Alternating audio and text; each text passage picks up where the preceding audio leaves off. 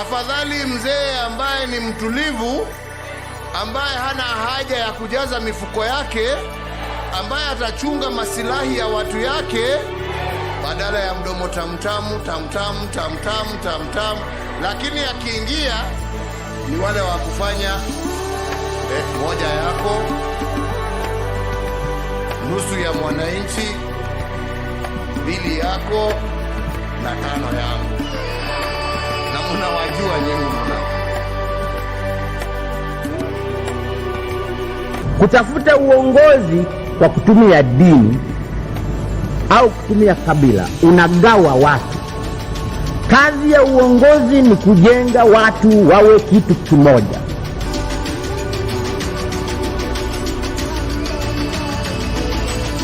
The 2.2 billion has been spent in the office of the president and State House between July and September. If you do that calculation, it means that we spend in that office 23 million per day and 1 million per hour. That cannot be sustainable.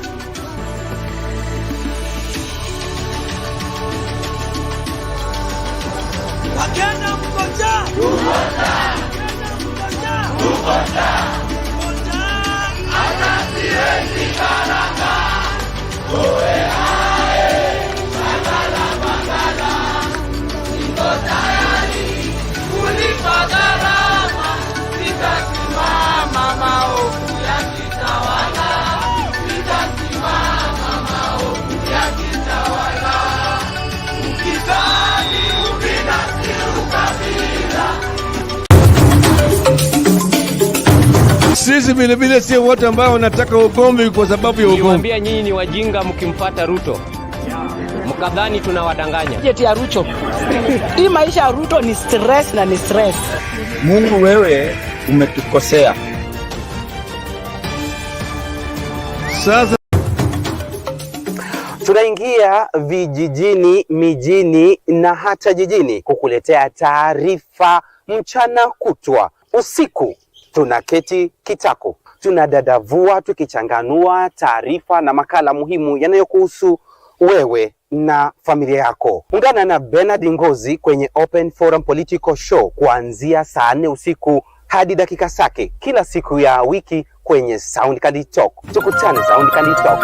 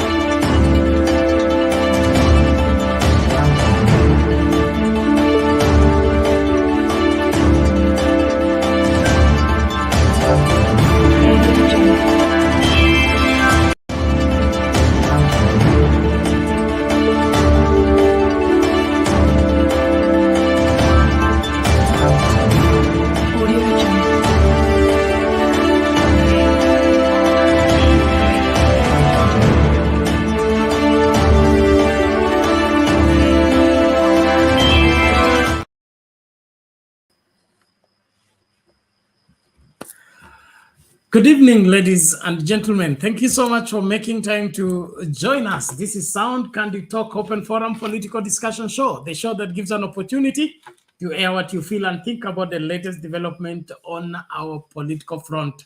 Well, a lot is taking place so fast in this country. And of course, Kenyans are left to wonder which way forward when it appears that the more things change, the more they remain the same. It appears that William Ruto is determined to return the handout economy as opposed to policy-driven, government-oriented economic development programs. He was in Bungoma today with his handouts, issuing 50 million for this market, 2 million for this classroom, and the other 5 million for this. And it looks like this is going to be a government where only 1% is the alpha and the omega. The rest are the riders, and they should accept and not question anyone. How far that will go, we will say that time will tell. But the Bumula Member of Parliament did not spare William Ruto when he confronted him face to face on the issue of the sale of the land that belongs to Nzioa Sugar Company. That is a subject that I want us to dive into. And of course, I was able to pay whatever, call it as it is, in his claim that the people around William Ruto are not telling him the truth. And so he was bearing the message from the people of Bungoma. And the message is clear. They should keep off the sale of Nzioa and anything that belongs to Nzioa. And then, of course, there was a treat today between exchange, of course, between Sifuna and what is the man? Mungatana, Mulamamba huyo, okay, over the housing levy. And then, of course, the other developing stories about Wandayi writing to the National Assembly to ensure that the deduction made of the housing levy be refunded. And that is what is leading us into the big question tonight. Should Kenyans demand and be refunded every coin that has been taken by the Ruto administration over the housing levy, now that the courts have pronounced themselves on the matter and say it is illegal and unconstitutional? Thank you very much for joining us. Please, let's be on the forefront of inviting each other and reminding each other that we are on and ready to engage even as we proceed with this particular discussion. So wherever you're joining us from, let us know. And then, of course, make sure that you are sharing that link with everybody in your life. Let the whole world tune in and be part of the great conversation that will shape the future of this country and rescue this country from the wrong path, establishing it on the right way. Well, I'm happy to see you being part of this conversation. Labda nimpatie huyu mtu wa dawa tusalimie tupate dawa na sisi. Thank you everyone, and welcome to the drive. Today is another amazing show, kama kawa na kama kadawa, and I'll go by appreciating kuna watu wanakusalimia kwa comment section. Namuona Fred Freedom anasema hi Bernard. Last time alileta shida sana akikuulizia, the other time you missed the show. Alafu namuona Esther anasema kwamba good evening everyone, good evening Bernard, and good evening all people. Naona Willie Willie anasema hi Bernard, you are so known so much. Alafu Freedom again. Namuona Magi Musau. Alafu huyu nani mwingine anasema Bernard Owino. Alafu kuna Tunu Mohamed. Okay, Tunu Mohamed huyo ni secretary yetu permanent. Huyo huwezi futa yeye. Naona Feva. Thank you. And ndio huyo. Alafu Ole. Okay, Ole huyo ndio Lele TV ama ni Ole mwingine mpya? Mimi sijui. Haya basi. Boss lady, karibu. Okay, thank you. I think there we go. Travel with Fred. Asante sana. Na nani with Dominic Laisa. Anasema Banados. Banados. Hii majina italeta kisasa. Usiandike cheki na maana ita bounce. Banados. Nimetokana na Shadizo. Hapana. Hiyo hapo ndio nimetoka. Hiyo msichanganye majina, mtaleta kizaazaa na story ya Jake. Otherwise, ladies and gentlemen, we're glad that you're here. Please, let's invite each other.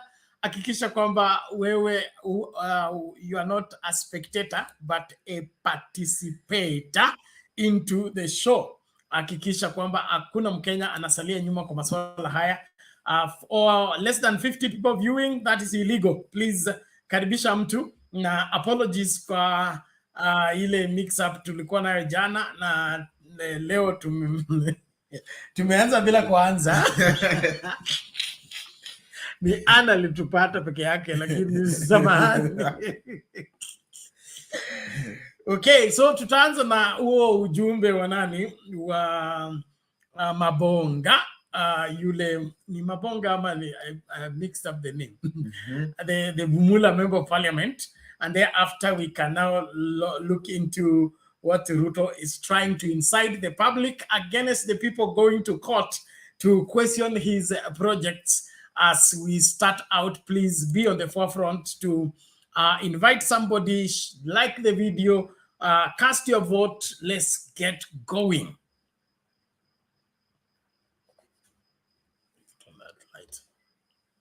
Na wakereketwa wa TikTok, asante sana, na kuomba tafadhali kuwa mstari wa mbele. Tap your screen, share hizo roses, alafu fuata kipindi ipasavyo. Naamini sauti inafika ipasavyo, na kila mmoja ana nafasi ya kujiunga nasi na kuwa sehemu ya kipindi hiki. Kwa hivyo usikae mbali, hapa ndipo Wakenya wanakutana na kusema mambo yao kwa lugha yao, kwa maneno yao wao wenyewe. Asante sana. Na huyu Mabonga, huyu ndio kiongozi ambaye anapaswa kuwa kiongozi. Hiyo ndio jinsi ya watu kuzungumza, and of course be member of parliament.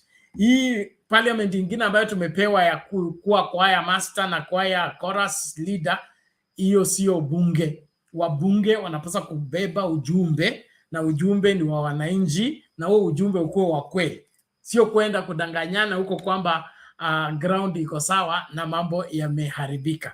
And thank you so much. So let's listen out to Mabonga as we start the conversation. Mbaya ni rafiki yangu. Najua rais, watu wanafikiri sisi sio rafiki. Tumetembea na rais muda mrefu sana.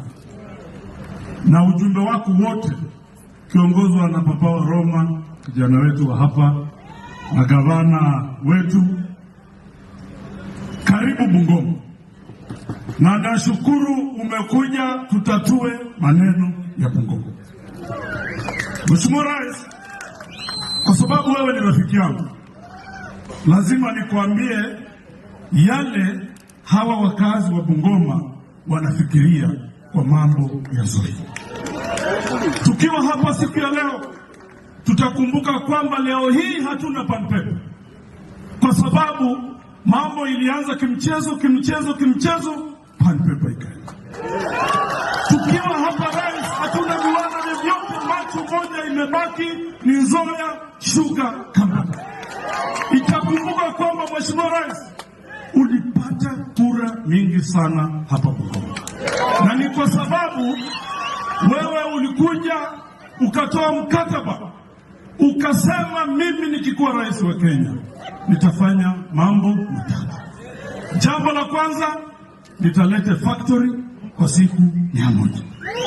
Jambo la pili, nitalipa pesa ya wakulima wote. Jambo la tatu, nitalipa pesa ya wafanyikazi. Mheshimiwa, tukiwa hapa Bungoma leo, tunakuomba wewe uyatekeleze hayo mambo ya tatu ulioambia watu wa Bungoma. Hii Nzioa ni kizungumkuti, Mheshimiwa Rais, kwa mambo ya wakazi wa hapa. Mtu asikudanganye.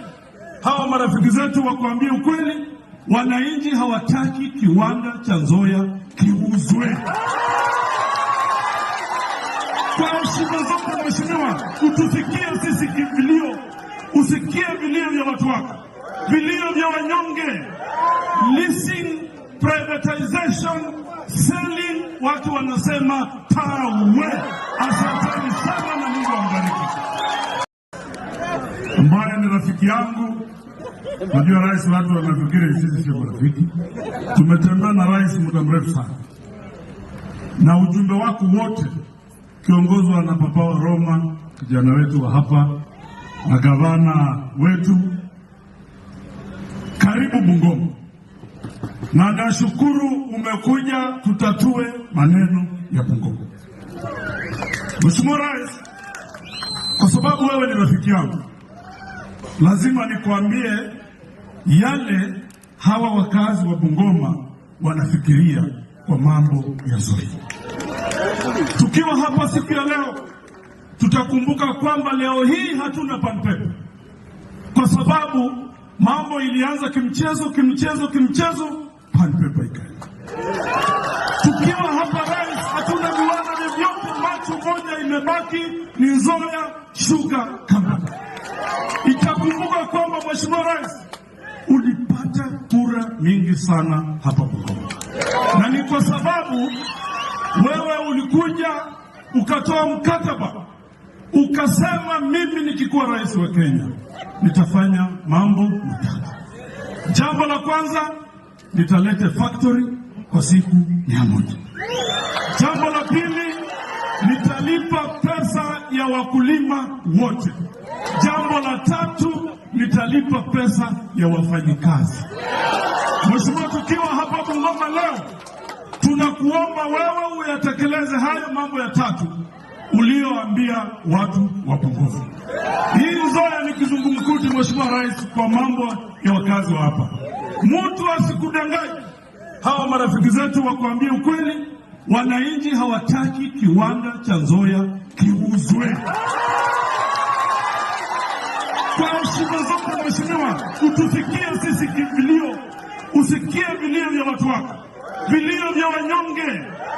Leasing, privatization, selling, watu wanasema tawe. Asanteni sana na Mungu awabariki. Well, ladies and gentlemen, we got mixed up with the names there. Thank you so much, Dominic, for correcting. It is Wamboka and not Mabonga. I understand Mabonga was a former member of parliament. Inaonekana software yetu imechanganya hayo majina, lakini tunashukuru ni Wamboga, the Bumula member of parliament, anasema jinsi mambo yalivyo, akimwambia Zakayo, kile ulichosema tekeleza, sio uanze kuzunguka hapa na kusema eti mambo yamebadilika.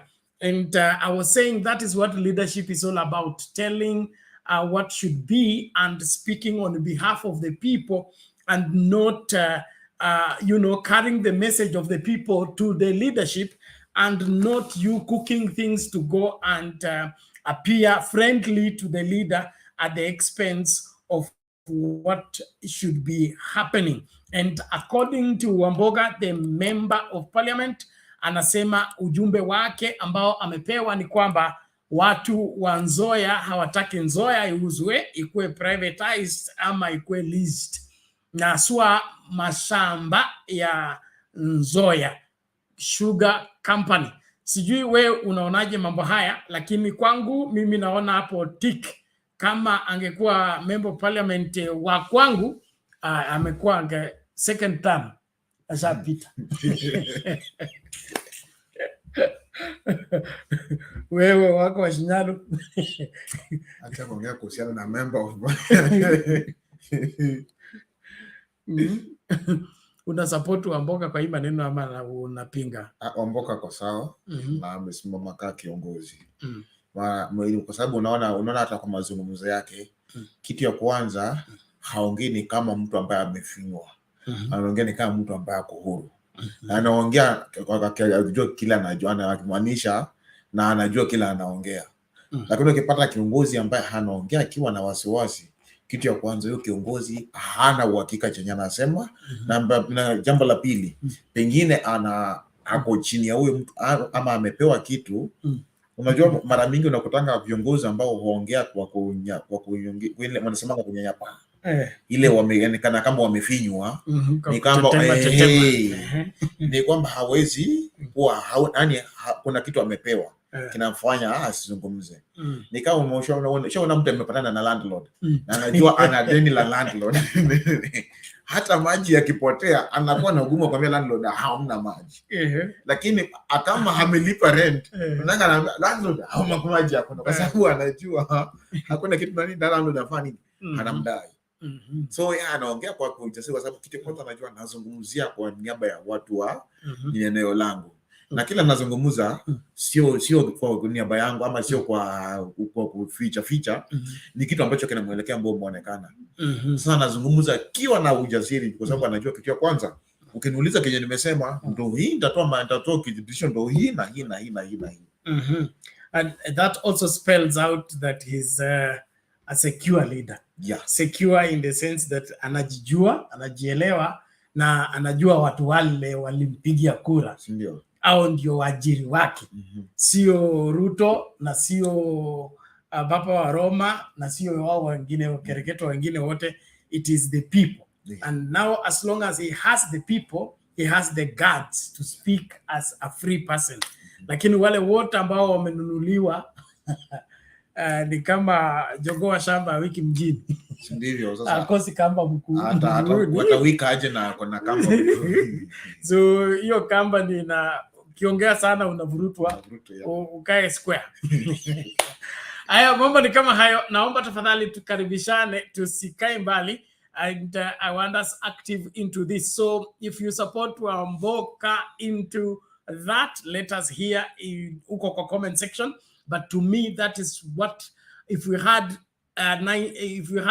just 50% of members of parliament, the likes of Wamboka, and then get another 25% who are like Sifuna, have 75%. Hii Ruto kitu ingekuwa imeisha. But shida wale watuko nao ni sycophants, compromised, and of course who have no stand for anything. Aya, asante sana. Na nilete video ingine tu, tuanze tu mapema hivyo. Na wale watu kuingia studio mmesahau link, acha niwapatie tena. Tumia hii link, ingia studio ukaseme ya kwako. Tuko hapa kuchambua masuala haya kwa kina ili Wakenya wasichanganyikiwe wala wasinini. Labda tukishamaliza hiyo video ya Sifuna, tutaanza kuzungumza maneno ya handout economy. Okay? Handout economy. Kwa sababu inaonekana Ruto hajui biashara ingine isipokuwa handouts. Amerudi tena kwa ile slogan yake ya 50 million ya mama soko, 5 million sijui ya shule gani na hiyo mambo kama hayo. Let's just bring in this video and then we dive into that. And please don't go far. Hiyo namba ya watazamaji bado imekwama. Naomba isonge tafadhali. Karibisha mtu, share link. Let the whole world tune in. Let's learn what we must learn. Let's grow together. And then the participants, the panelists, tuingie studio. Msingoje dakika ya mwisho ndio tunarundikana hapa tunaanza kusukumana. Ni mimi. Huyu ameongea sana. Kata huyu unipatie mimi. Pia mimi unipe. So please. Wanakuja umekula ng'ombe imesalia mkia, ndio wanakuja kuangalia mkia sasa. Yes, wakati ng'ombe imeisha.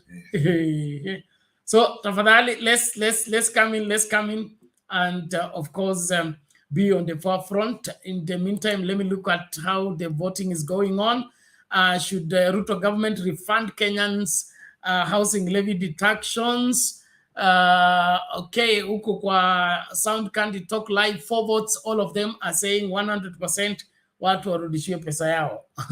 Yes, and then tuangalie huku kwingine, kuna mvua ya kura. Inasemekana how many people have voted so far? 55 people have voted.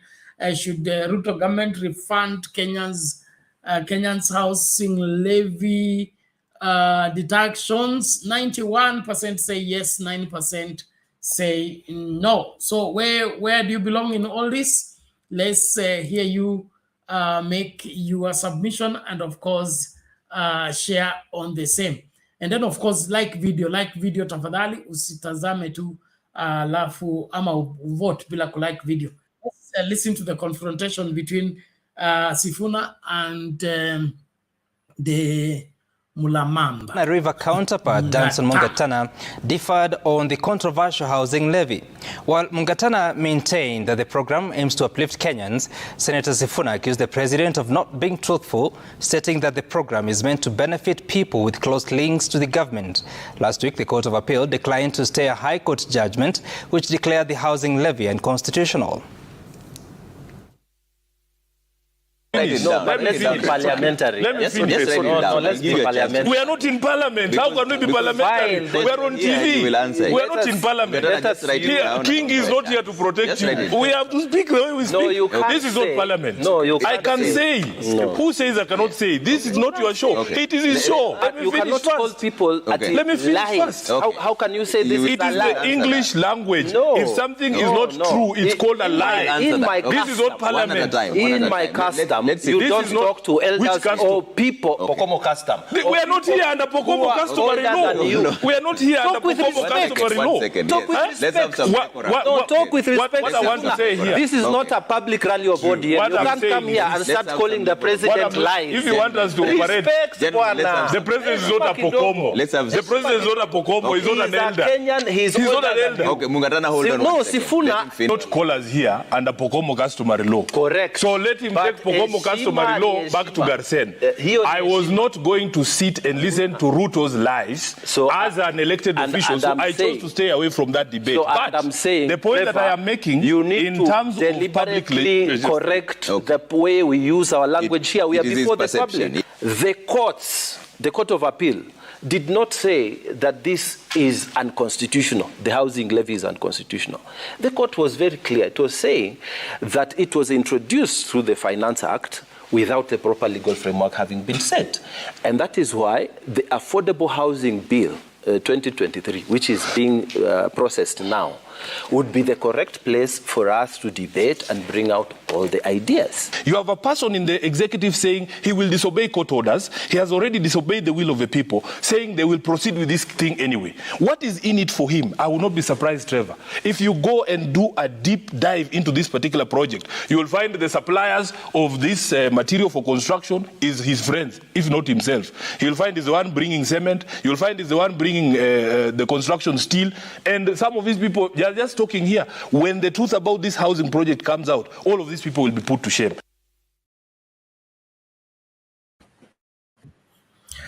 Haya, mambo ni kama hayo, Mulamamba na Mulanini.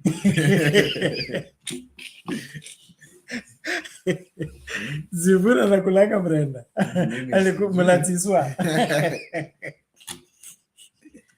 But from that scenario, you see the danger of being a psychopath. Okay, you defend if something is not true, is a lie. Then Mungatana says, "Ata kama ni lie, we should not say it is a lie. What should we say it is?" You know this principle anasema kwamba dhambi kuna dhambi ndogo na dhambi kubwa. They're forgetting dhambi ni dhambi. Now they want to make it to be like today it was a meter, but it lacks 3 inches, so we have to say it lacks 3 inches. So we just agree it is not a meter. So that's it. They want to make it now, and like, okay, we don't want to be told the truth. That's the thing that we don't want. We want to be favored. Nataka uambiwe like, Bernard, wewe ni mzuri. Wewe umekosa, umejua umekosa. Actually, but somebody once said like, Bernard, wewe ni mzuri lakini. But Biblia inasema that this is Bible, and I believe Bible is true. It says open rebuke is better than hidden love. Okay, open rebuke is better than hidden love. Meaning, if I openly correct you, I'm demonstrating better love than me loving you to see you. They say in the village, you let the person who is setting the trap wrongly continue. Because the truth is, after sometimes when the person will enter inside a ditch, he'll blame you. He or she will blame you. One day nilipita Kojani for meet and one of the buses imeandikwa, it's better you hurt me with the truth than comfort me with lies. Exactly. hurt me with the truth than comfort me with lies. But Mungatana wants to be comforted with lies. Yes. Keep the truth away from him. Yes. And it appears, since he's a representative of UDA, so that is a UDA approach towards handling life matters in Kenya. Wanataka to be comforted with lies. Yes. You see, their president is always lying and twisting things, so that it appears that he is the only person caring for Kenyans. The rest wanawasumbua. And I want to play that video just before nimlete naona huyu representative wa Museveni yako hapa. Tuambie kama Museveni ameenda ama hajaenda. Subiri hapa tunarejea kifupi tu, tutakuwa tunaleta Undumani aseme ya kwake. But I want us to see how UDA is working, okay? They want to lie to Kenyans and they want to reserve the rights to lie. Yani wasinyang'anywe hizo rights za kusema uongo. Yani ikuwe ni haki yao, na mpende msipende watawadanganya. Okay? Siku wa Kenya mwanabebwa kama wanawake. Wanajua wanawake before ingie box wanaambiwanga huo. Usiende hapo. Ujunga wa Kenya. Usiende hapo talita kisasa. But what we are saying is for us to be a nation that can be relied upon and a nation that can be, depended upon, we need to reject the lies and embrace the truth. The Bible says righteousness exalts a nation, but sin is a reproach to any people. So the moment we begin to sugarcoat these lies and begin to give them Christian name and baptize them, instead of us calling them lies, they say is misrepresentation, is misleading, it was slip of the tongue and the rest.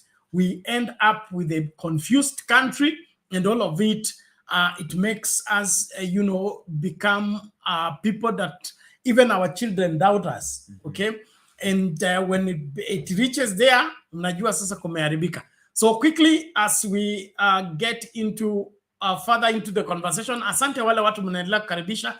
Tafadhali naomba tumakinike kukaribishana, tusichelewe.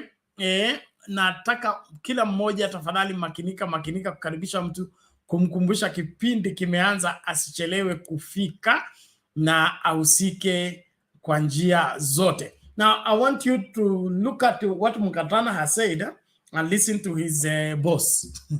Huyu Chikati akijenga hiyo ICT hub, mimi nitahakikisha iko computer na nitahakikisha iko internet, na nimepanga ajira ya hawa vijana kufanya hiyo kazi. Nyinyi vijana wa hapa, kazi yenu ni mbili: kuwapia huko kufundishwa na kufinya computer na uweke pesa ya dola kwa mfuko yako. Wewe utashindwa kufinya computer ndio upate pesa? Na wewe sasa ukishindwa kufinya computer nitakusaidia namna gani? Sijui kama tunaelewana watu wanaitiri. So number 2, na nimekubaliana na wewe mheshimiwa, 4 months peke yake mimi nakupatia hiyo ICT hub 6 ya hapa Tongaren iwe tayari. Ndio nipange hawa vijana wafanye kibarua, waweke dola kwa mfuko, tuweze kusukuma nchi ya Kenya mbele, kwa sababu tusipopanga vijana hawa na ajira, tutakuwa tunapanga mambo mabaya kwa maisha yao.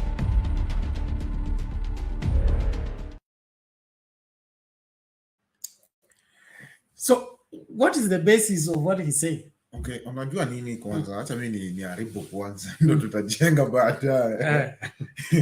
Unaona kuna kitu mimi sielewi. Unajua kuna kama kiwanda kimeanzishwa, kitu ya kwanza tunajaribu unatoa kile product ya kwanza before publish, mnajaribu kutumia na within the mkifanya testing, mnaifanya na pilot program. And then asa mkiona kweli ima-approve na imefanya to the according the limit na nini mnataka, now you bring it to the market. Yes. Let me just ask one question. Right now, as we speaking right now, hakuna watu graduate wa computer? Right now, hakuna graduate wa computer. Jomo Kenyatta University of Agriculture and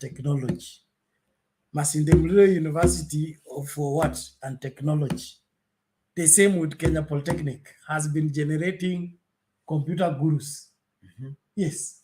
Now, if you don't want to give these computer gurus the chance, and then you want to come and lie to the people inside the village, that is the opportunity.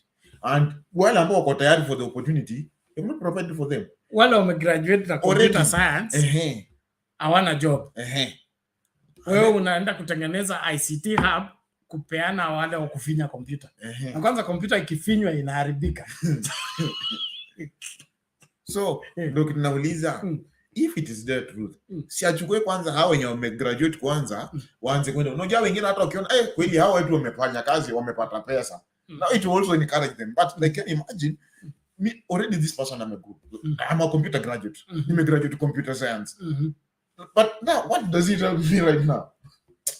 It's terrible. It's the same thing ilikuwa nasema, unakumbuka ile siku alikuwa anasema wanapeana laptops na watapeana kwa class 1. That's when I told, the moment walisema wanapeana kwa class 1, I knew this is not going anywhere. Because if you really wanted to give out laptops, you give to people going to first years kwa university. How do wanahitaji nini laptops? But ukipeana sasa kwa class 1, class 1 ajajua kushika kalamu, unampatia computer afanye nini? So the government ni mchezo tu la wacha to need to finish your point to let undumani hapa. Ndio nasema, yes. And then right now hiyo computer inasema ya kufundisha mwezi mmoja ndio mtoto amelala kutoka hiyo class 1 mpaka 78. Amelala packages, akona kutanyuji packages. Kama ni graphic designer amekuzishwa, amepewa tips, akona those things. Then high school computers bado ziko. Now the thing is there kwetu mtu anasema kwamba ni computer ambapo this computer science, computer about hacking and this other advanced courses. Na hizo advanced courses you can't read them one month. Yes, sir. If there is a cheap lowest course ambayo ya computer you take it is 6 months and that is graphics and design. It's the one that goes for 6 months. Other computer services they go more than 1 year, 2 years. Even others 4. So we can conclusively say William Ruto is out to destroy the education in the country. He wants to destroy the labor market. Since he has an incompetent cabinet, he wants to have incompetence everywhere. Make it our international earmark that we cannot produce qualified people for the jobs. Well, ladies and gentlemen, let's weigh on this as we continue. Asante sana. Willy Madiro anasema it's very difficult to defend a lie. It lowers your self-esteem. Boss Lady anasema government is confused elements. Huyu anasema hii, ule anasema ile. Wala hii. Haya, Undumani, hali vipi?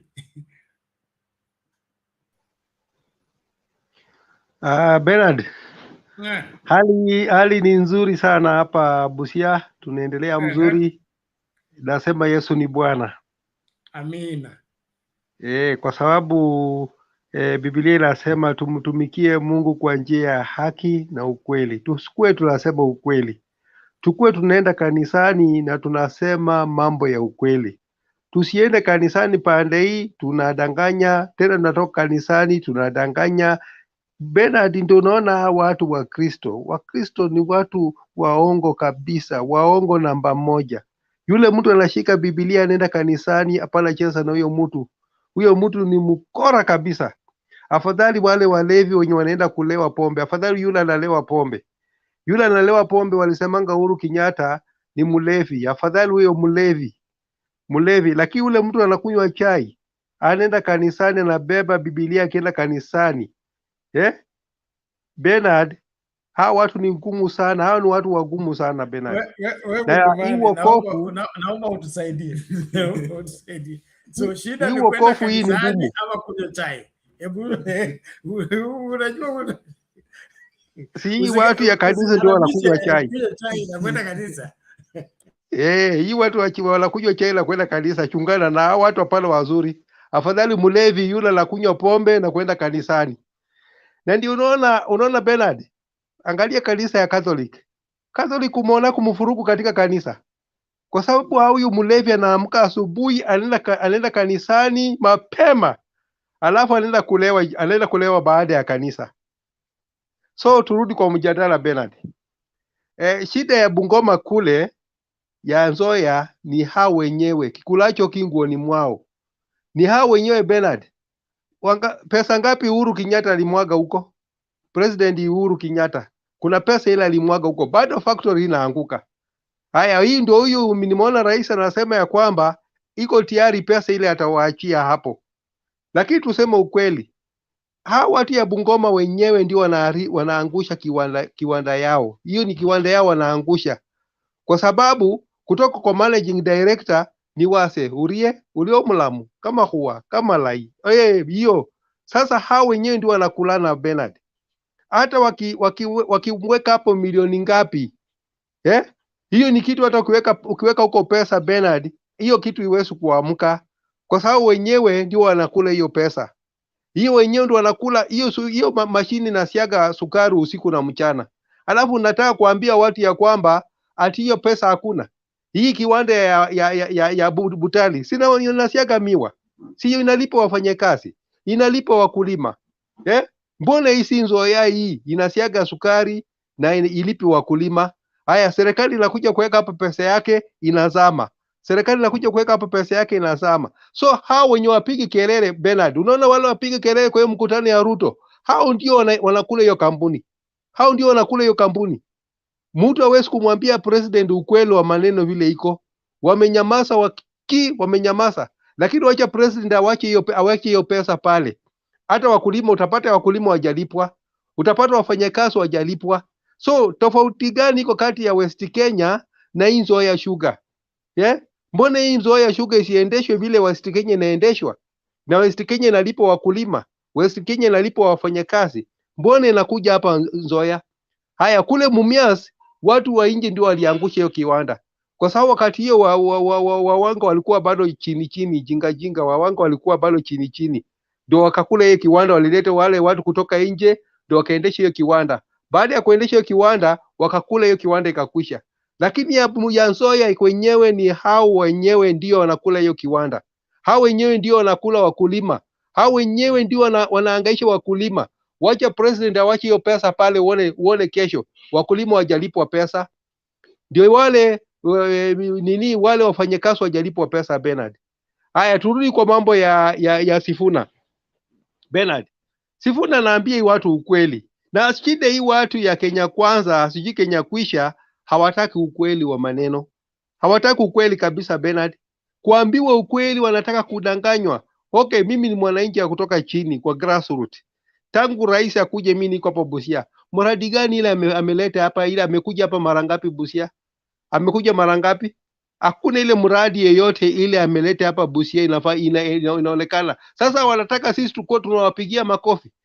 Wawache Mungatana aende polepole kwa sababu yeye ni psychopath. Yeye ni mtu yule ya kukula kule. Yeye aende polepole. Sifuna ndiye anasema ukweli wa maneno ile iko ground. Hakuna vile Mungatana anaweza kushindana na Sifuna. Mungatana anakinga kazi yake, kiti ya kwanza anakinga kazi yake. Kiti ya pili anakinga ile loni zake zile alichukua au ile ufisadi alifanya.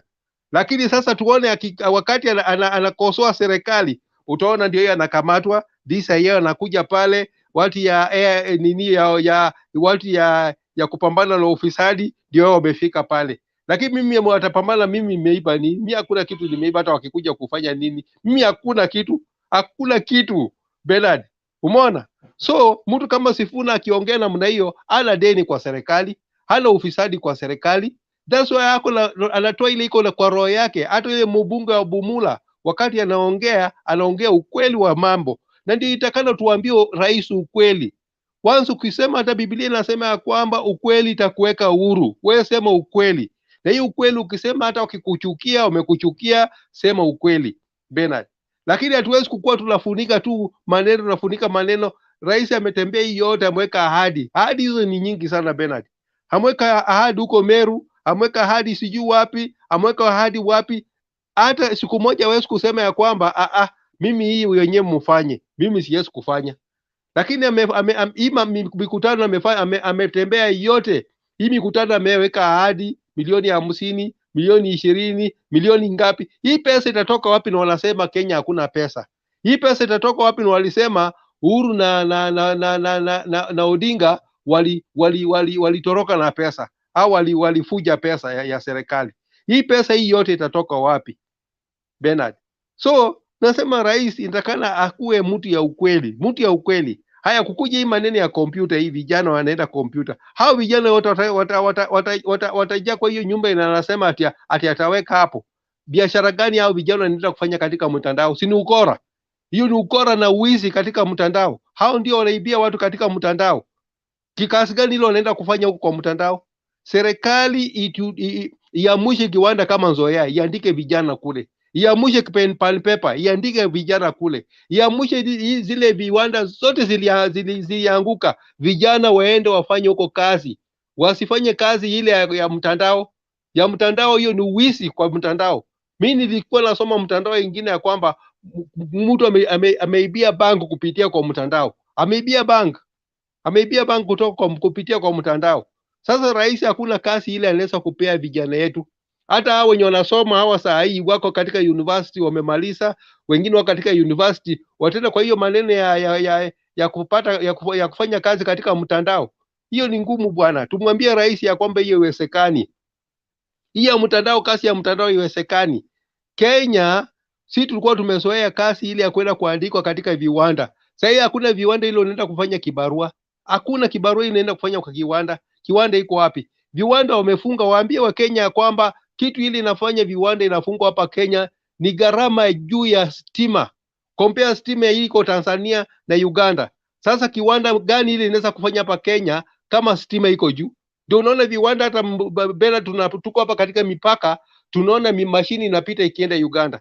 Mashini ile ilikuwa inatumika ndio inaweka katika trailer inaenda Uganda. Ukiuliza wanakuambia kwamba kuna factory inahama Kenya inaenda Uganda. Kuna factory inahama Kenya inaenda Tanzania. Sasa mbona wasipatie hizi factory nguvu zifanye hata gharama ya stima irudi chini? Once gharama ya stima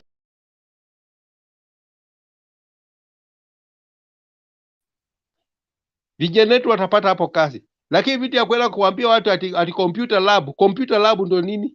Ndio nini? Kwani watu wako wamesoma mambo ya computer samani na wana kazi? Ndio hiyo computer lab ziko mingi hapa town, ziko mingi katika mtandao. Sasa gani anaenda kutengeneza? Apatie sisi kazi ile ya kudumu kama rais. Hii naona hii kazi imemshinda. So vijana hao wote watafanya kazi gani, Bernard? Kama yeye hawezi kuenda ngambo akatafuta wawekezaji wakuja kuwekesha hapa Kenya. Wanzo wakiwekesha hapa Kenya, fulani alete factory pande, fulani alete factory pande, vijana wetu waandikwe kazi. Lakini vitu hii wanasema ati computer lab hii ati kazi unaenda kufanya kwa mtandao. Kazi gani unaenda kufanya kwa mtandao? Kwa mtandao huko ni uwizi, wanaenda kuambia vijana wetu kufanya uwizi katika mtandao huko, Bernard. So hii serikali haina kitu inaweza kuambia watu. Hakuna, hawana, wako mipango-less. Hakuna kitu wanaweza kufanya, Bernard. Asante. Sawa, asante sana mtumani, tunashukuru. Wako mipango-less na wataendelea kuchanganya Wakenya mpaka Wakenya wasimame waseme ukweli. Kuna huyu anaitwa Dominic anasema hizo kazi za mtandao amefanya kwa muda na zinakuanga na high season na low season. The highest they can go is 3 months and then thereafter they get flooded. Kila mtu anaingia kwa hiyo, then you are not able to sustain. And then of course William Ruto is running away from responsibility. Running away from responsibility in the sense that atawaambia siniwaletea computer, nikawaletea stima, nikawekea internet, nini ingine mnaniuliza? So he doesn't want to take the responsibility of ensuring that the economy is growing and the economy is able to sustain Kenyans. He wants to distribute goodies so that Kenyans appreciate him for having done nothing, yet it appears he has done something. And hii ni tabia ya KANU na hii ni mtindo wake wa kufanya siasa za udanganyifu, kudanganya watu kwamba kuna kitu anachokifanya lakini hakuna chochote anachokifanya. Na tofauti na Kibaki alikaa State House. but he was injecting things within the economy. And when the economy picked up, every person, mpaka ile wa kijiji, felt there is a difference in the country. That's how a country is governed. But Ruto anataka kuwa kila mahali, apeleke mwenyewe. So kwanza anatembea na hundi ya Nzioa kama nani. Nieleze tu kama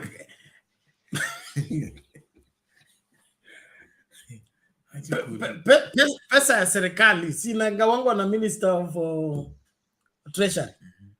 Alafu it's supposed to be channeled through the required policies.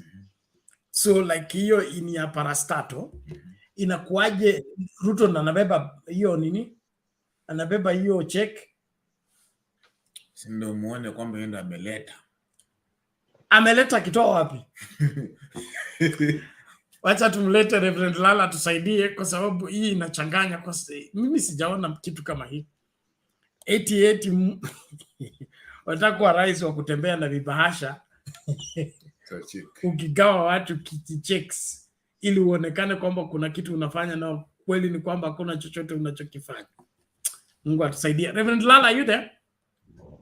Oh, yes, Bernard, I'm here. Give me like 2 minutes. Okay. Thank you. Within those 2 minutes, we'll have played out this video. Now, ladies and gentlemen, we need to know what you think about this entire thing. Isn't William Ruto laying ground to justify corruption? Because why will he be moving with checks from one county to another in the pretext that he is starting projects? Mimi naona ni ukora tu, utapeli ule wa kawaida. Let's look at this even as we continue the conversation. Tutakwenda wapi? Tuanzie hapa watu wangu. Niliambiwa hawa ni watu wangu. Uphold and defend the Constitution. The structures and manifestos of political parties are not above the law and are subject to determination by the courts whenever petitions are presented. The clergy, angered by the housing levy that the executive insists was its promise to Kenyans when they assumed office. They questioned why the government is adamant on the housing tax, yet there are so many grey areas. Mambo ya housing levy, maadamu serikali koti zimepinga, ingekuwa vizuri wachana nayo. Wakenya saizi hawana shida ya nyumba, wana shida ya chakula matumbo yao, ndio inawasumbua zaidi. Wakenya wanashindwa vile watapeleka watoto shule. Ungeangalia hizi shida na kama utawasaidia usiwachukulie tax zao. Watu wanalia. Unajua kuna maswali nyingi sana ambayo hatuwezi kujibu. Haya manyumba yatagawiwa kina nani na jinsi gani? Watalipa pesa ngapi? Watalipa kwa muda gani? It is true that we had a lot of hope that this one is one of us, is in the congregation with us every Sunday. He will listen. But then, as things are, I will not say that he's not listening to church leaders, but he's listening to some church leaders, and maybe church leaders who are telling the president what he wants to hear, not what is the reality on the ground. The religious leaders noted the continued disregard of court orders, saying it's a threat to constitutionalism. Ni kwa kuwa wanaomzunguka rais wanamdanganya. Huende kawa rais Ruto ndio rais peke yake Kenya, hata Moi kuwa kama yeye, hata Uhuru kuwa kama yeye, hata Kibaki kuwa kama yeye. Huenda kawa wanaomzunguka wote ni warongo na matapeli. The book of Joshua chapter 1 and verse 8. Joshua was instructed never to turn away from the law, to the right or to the left. That way, the people of God will get good success. For the nation to be successful, it is important for the head of state to uphold the rule of law, the Constitution, the law of God, and the law of the people. The joint group that has since submitted its memorandum to State House, the Office of the Chief Justice, Parliament, and the EACC has also raised an alarm over cases of corruption. The fight should be escalated to the level where those who engage in corruption, big or small, face the law firmly and rapidly.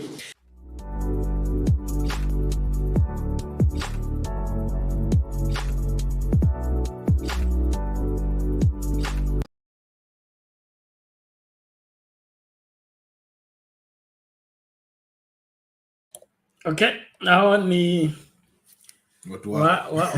watu Undumani amesema wanakunywa chai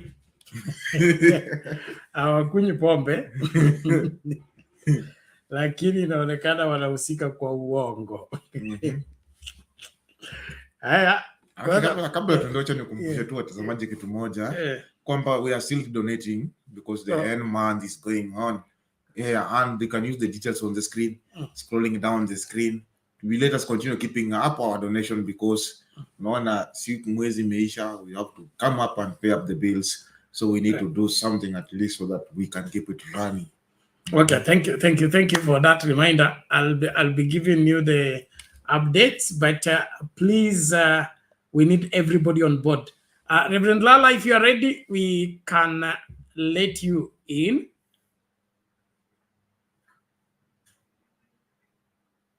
Okay. Yes, Bernard, I think I am.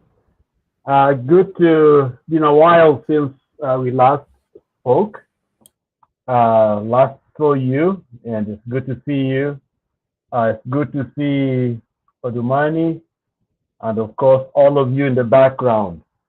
I'm Jamboni. I just got back to my office, and I just listened to the last bit of the conversation, and I think it reminded me of a topic I preached on, I think a couple weeks ago, and I used Isaiah the prophet as my illustration, and I stated that Isaiah was called of God. It's interesting that Isaiah had a cousin, and the cousin was the king, and it's called King Uzziah. King Uzziah and Isaiah are related. So I want to bring out to some of you who study the Word of God. They were close cousins. And usually when your cousin become a leader, or your brother, leadership belongs to you. So we all are in the State House, spending time there in the State House. And Isaiah was there in the State House. And the first 6 chapters of the book of Isaiah, Isaiah had not heard or seen the Lord. But then the question is a prophet. How come he didn't know God, see God? But Isaiah confesses that in the 6th chapter, the year my cousin died, King Uzziah, I, Isaiah, saw the Lord. That's the time he saw the Lord. So God had to remove his status in the State House, where they have red carpets and could call for their cousins to get jobs, their daughters to get jobs, just like in Kenya. A group of clergy around the president, and they have such influence. They need land, it is there. Their families, I know some of their families have been appointed, their friends, whatever they want, they get it. And so God, according to Isaiah, he was a blind prophet. He didn't know the one he was representing for the first 6 chapters. But then when his cousin, his brother, died, Isaiah says, go read it, the book of Isaiah, the prophet. Isaiah saw the Lord. His prophetic call was now real. He was now a true prophet of God. And it seems to me that the group of clergy that have plunged our nation into where we are, because they are part of the problem. They were there from the start. They knew that God had not spoken. They knew that God was not in their preaching and their declaration of this man as the anointed of God. And they did it. They went to churches. They invited him. He even resurrected a church in Karen, in his own home, where these preachers would go there and congregate. And after congregation, they would get money. Some bought cars, land, jobs. And then look at where we are. Look at what is going on in the country. Okay? Things are worse. So we can clearly say that they did not speak for God. And those of you who chased me out of your meetings, God now has revealed the truth to all of us. Now we can know exactly the kind of preaching you preach. And the third thing in the church is you don't question. You don't question when these people speak, even if if you question, then you get out of, they kick you out, they call you names. Those who have gone to America, no, they are not speaking for God. They used to be wonderful people, but now they are not. I think it's a time for humility. We love you. We know you are wonderful people. I know some of them wonderful people. It's okay to say, I was wrong. I sinned against God. Forgive me. But when I see you hanging around with this man up to today, you're not even telling us the truth, then I start questioning. Where was the call of God in your life? How can you live in denial when you know very well that you caused this problem to our nation? People have died. Parents can't take their kids to school. This man is running around everywhere talking with a bravado, and Constitution is not, one of his, is not interested in our Constitution. When actually people died to get this Constitution. I remember days when Nyayo would control things from his residence. Money was spilled out, given, dished out. Hampton, I think Ambassador Hampton described in his writing of how people would come with briefcases to the State House, because they're bringing money, and then people would go in there and be dished out. People like Ruto, who was the youth for Kanu and the others. And so everything was done through Moi's bedroom. His treasury was there. Now it's come full circle to Ruto. He's going around with the treasury in his pocket. He doesn't care about the three branches of government. It is the man. So the question is to you and me, Kenyans, why are we allowing this? Ask yourself, why are we allowing it?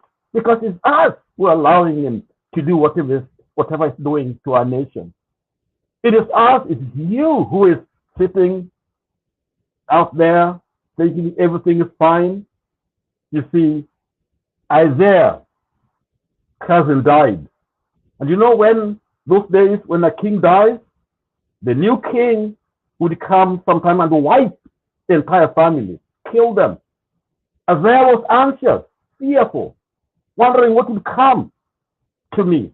But thank God, God of mercy, preserved him, because they could have been killed by the new coming king. Okay? So anxiety and fear led him to seek the face of God. And when he sought the face of God, God appeared to him. Now the real King of Kings appeared to him. The one he was called to serve appear to him. Before then, he was serving what? His cousin. And these are the Kenyan pastors and preachers. They are serving Ruto. And can you compare Ruto to God? Because to them, that is the man they look up to. They line up. They don't ask God for direction. They ask Ruto for money to give them what they want. To pray is just a gimmick. So it is important. When I had the discussion, you guys talking about this, it is something that is critical for us to look at, because the judiciary is now being disfranchised. Okay? Judiciary is the last one now to go, and it's being, and all the venom is towards destroying it. And I think I read something, or I listened to something about now that they've used Martha, they want to get rid of her. I think there's a case, something like that. I think I read it today. Okay, so it's like this man has captured everything, with the exception of us, Baba, and the opposition. And thank God we have the Constitution. Hallelujah. We have the Constitution. So whatever we do is backed by the Constitution and God, because all we are doing is we are fighting for those children who can't go to school.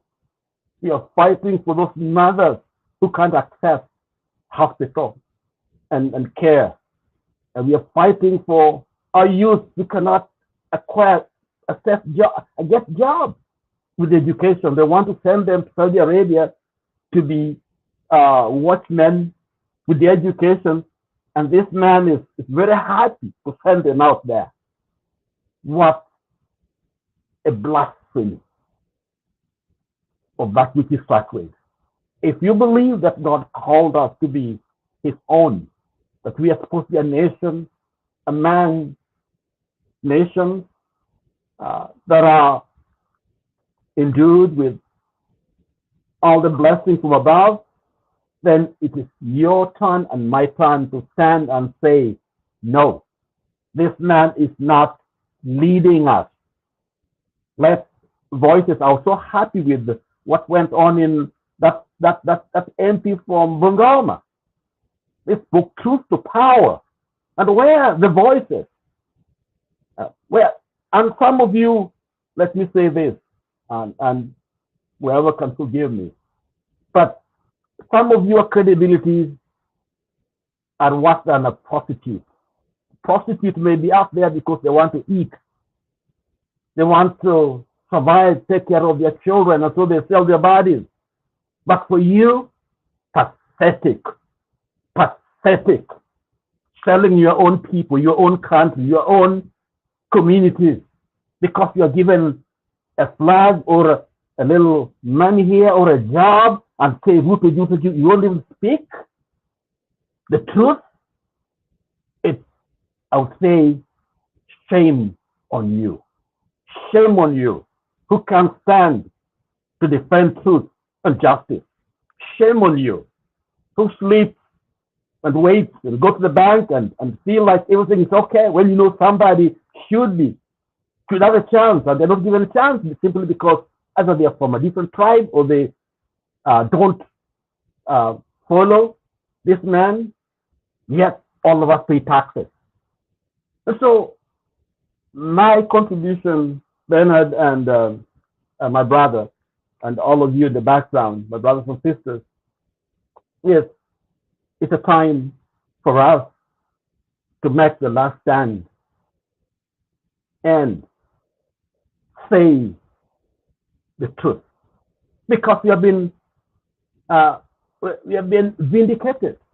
You see, we know that majority did not vote for this man, and thank you, Kenyans, because you saw all this kind of person before, and then you did not vote for him. You stole your vote, and so you've been vindicated. And so it is a time for us to get our country back and let us do it together. It can be done. Asante, Bernard. Thank you so much, Reverend Lala, for that outlook. We appreciate it. And I believe the message is getting home loud and clear to every right-thinking Kenyan who wish to see this country take the right turn, despite the twists and the turns that William Ruto and team would want to turn this country into their own backyard and to use it as their, proxy for doing whatever they wish to get for their own self. I want to really appreciate every one of us, even as we continue engaging. It is important that we keep the focus. The struggle that we have right now, it is for the soul of this great country. It is evil for a king to lie and perpetuate mistruths, half-truths, just to win the sympathy or the hearts of Kenyans. It's like William Ruto has only that as a way of winning Kenyans.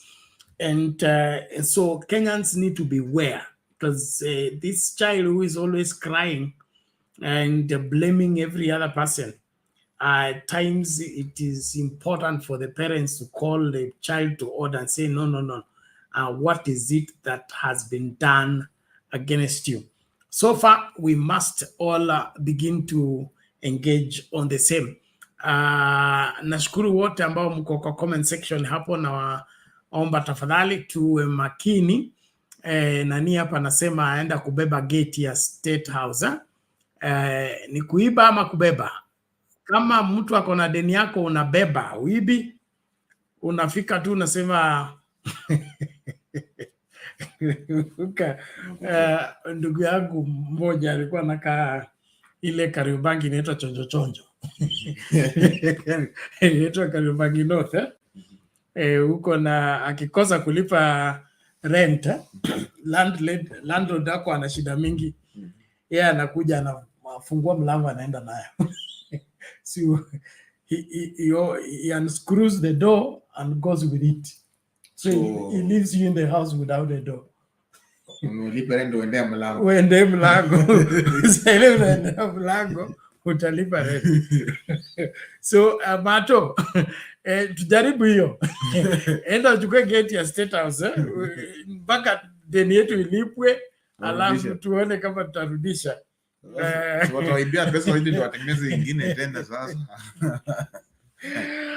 All the same. Thank you so much. Now let me bring you up to speed about our contributions towards our payments for our bills this month.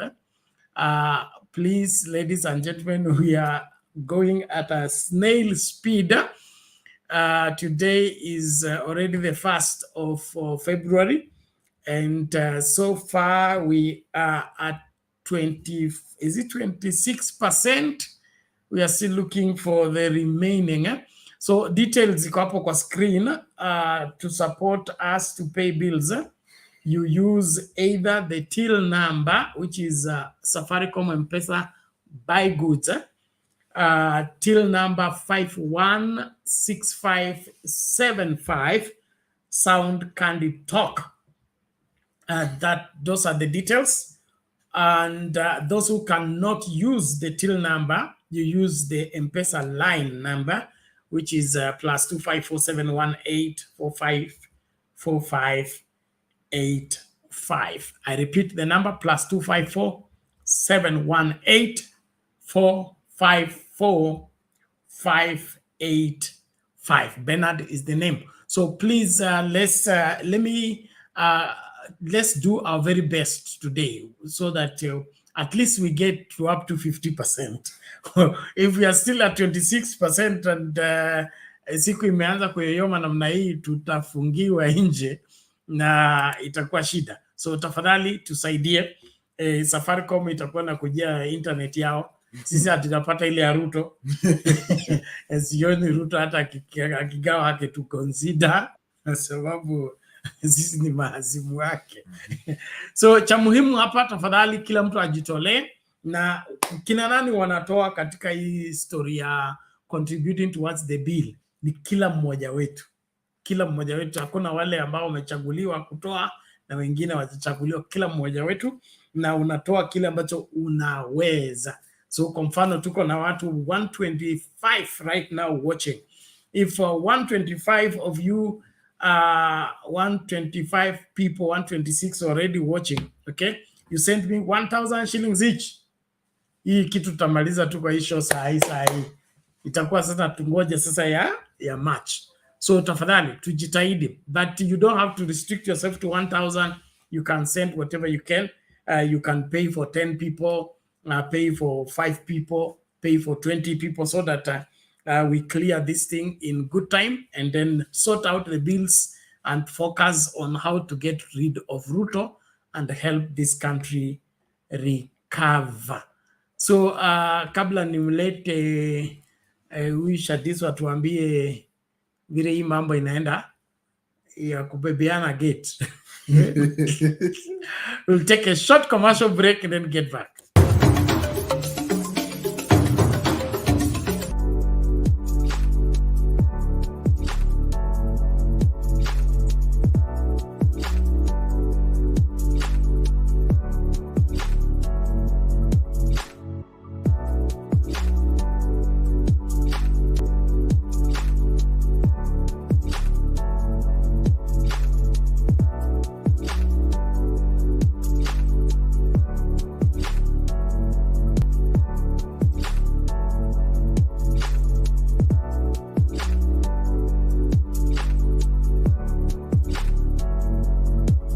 Watch, share, like, subscribe.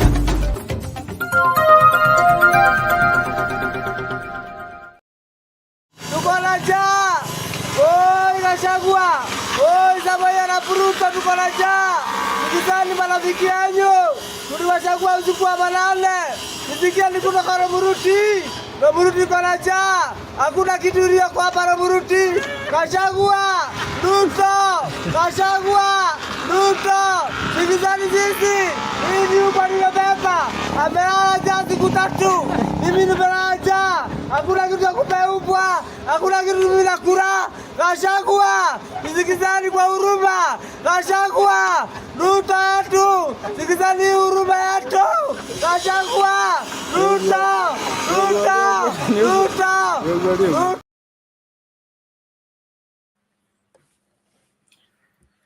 Haya, vilio hivyo. Mwingine akauliza nani ana kwao? So Rimuruti wanalia njaa. Wanataka Gachagua walimchagua usiku wa manane. Kwanza kupiga kura usiku wa manane ni kinyume na sheria. Father Darius, I'll get back to you about your question. Thank you so much. Kwa sababu mitambo tunatumia kwa TikTok, so I don't have the right now details, but I will inbox you the details. Thank you so much. Yes. So kila mtu ako na kwao. Kila mtu ako na kwao. Mbona Ruto anataka kutulazimisha kwamba tujengee kwetu? Na kwetu mimi ndo landlord mwenyewe. Sasa mbona mnataka kunisumbua tena? Mimi niko na kwetu. Si anataka kuwe landlord wako. I don't want that. And you don't take a story and get wanasema kwamba ati kwamba ataenda kununua gate ili wakodisha pesa yake ya housing levy. Unaona nile kama mtu ambaye anasema ati ulimpigia kura sana ni usiku. This shows that this man, I trust this man so much. So the moment the plan imeenda bila kwa amefikiria. You don't have the option. Except kumani kuingia. So hii kilio mimi nataka tuelewe vizuri. Gachagua Ruto. Ukuja wafanye nini?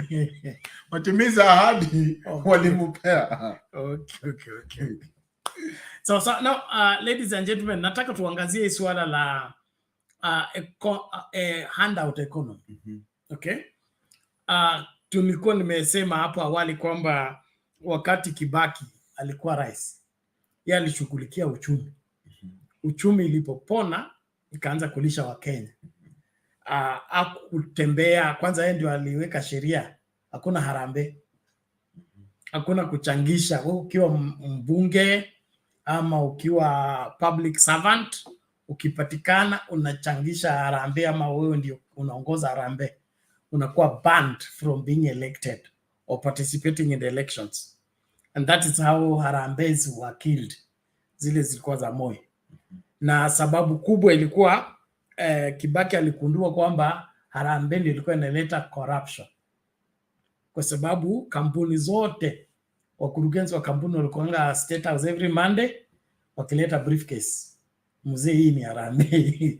Mzee, hii ni ya harambee. So badala walipe ushuru, walikuwa wanamalizia mambo wapi? State House kuchangisha ya harambee, na Moi akienda kila mahali ana distribute.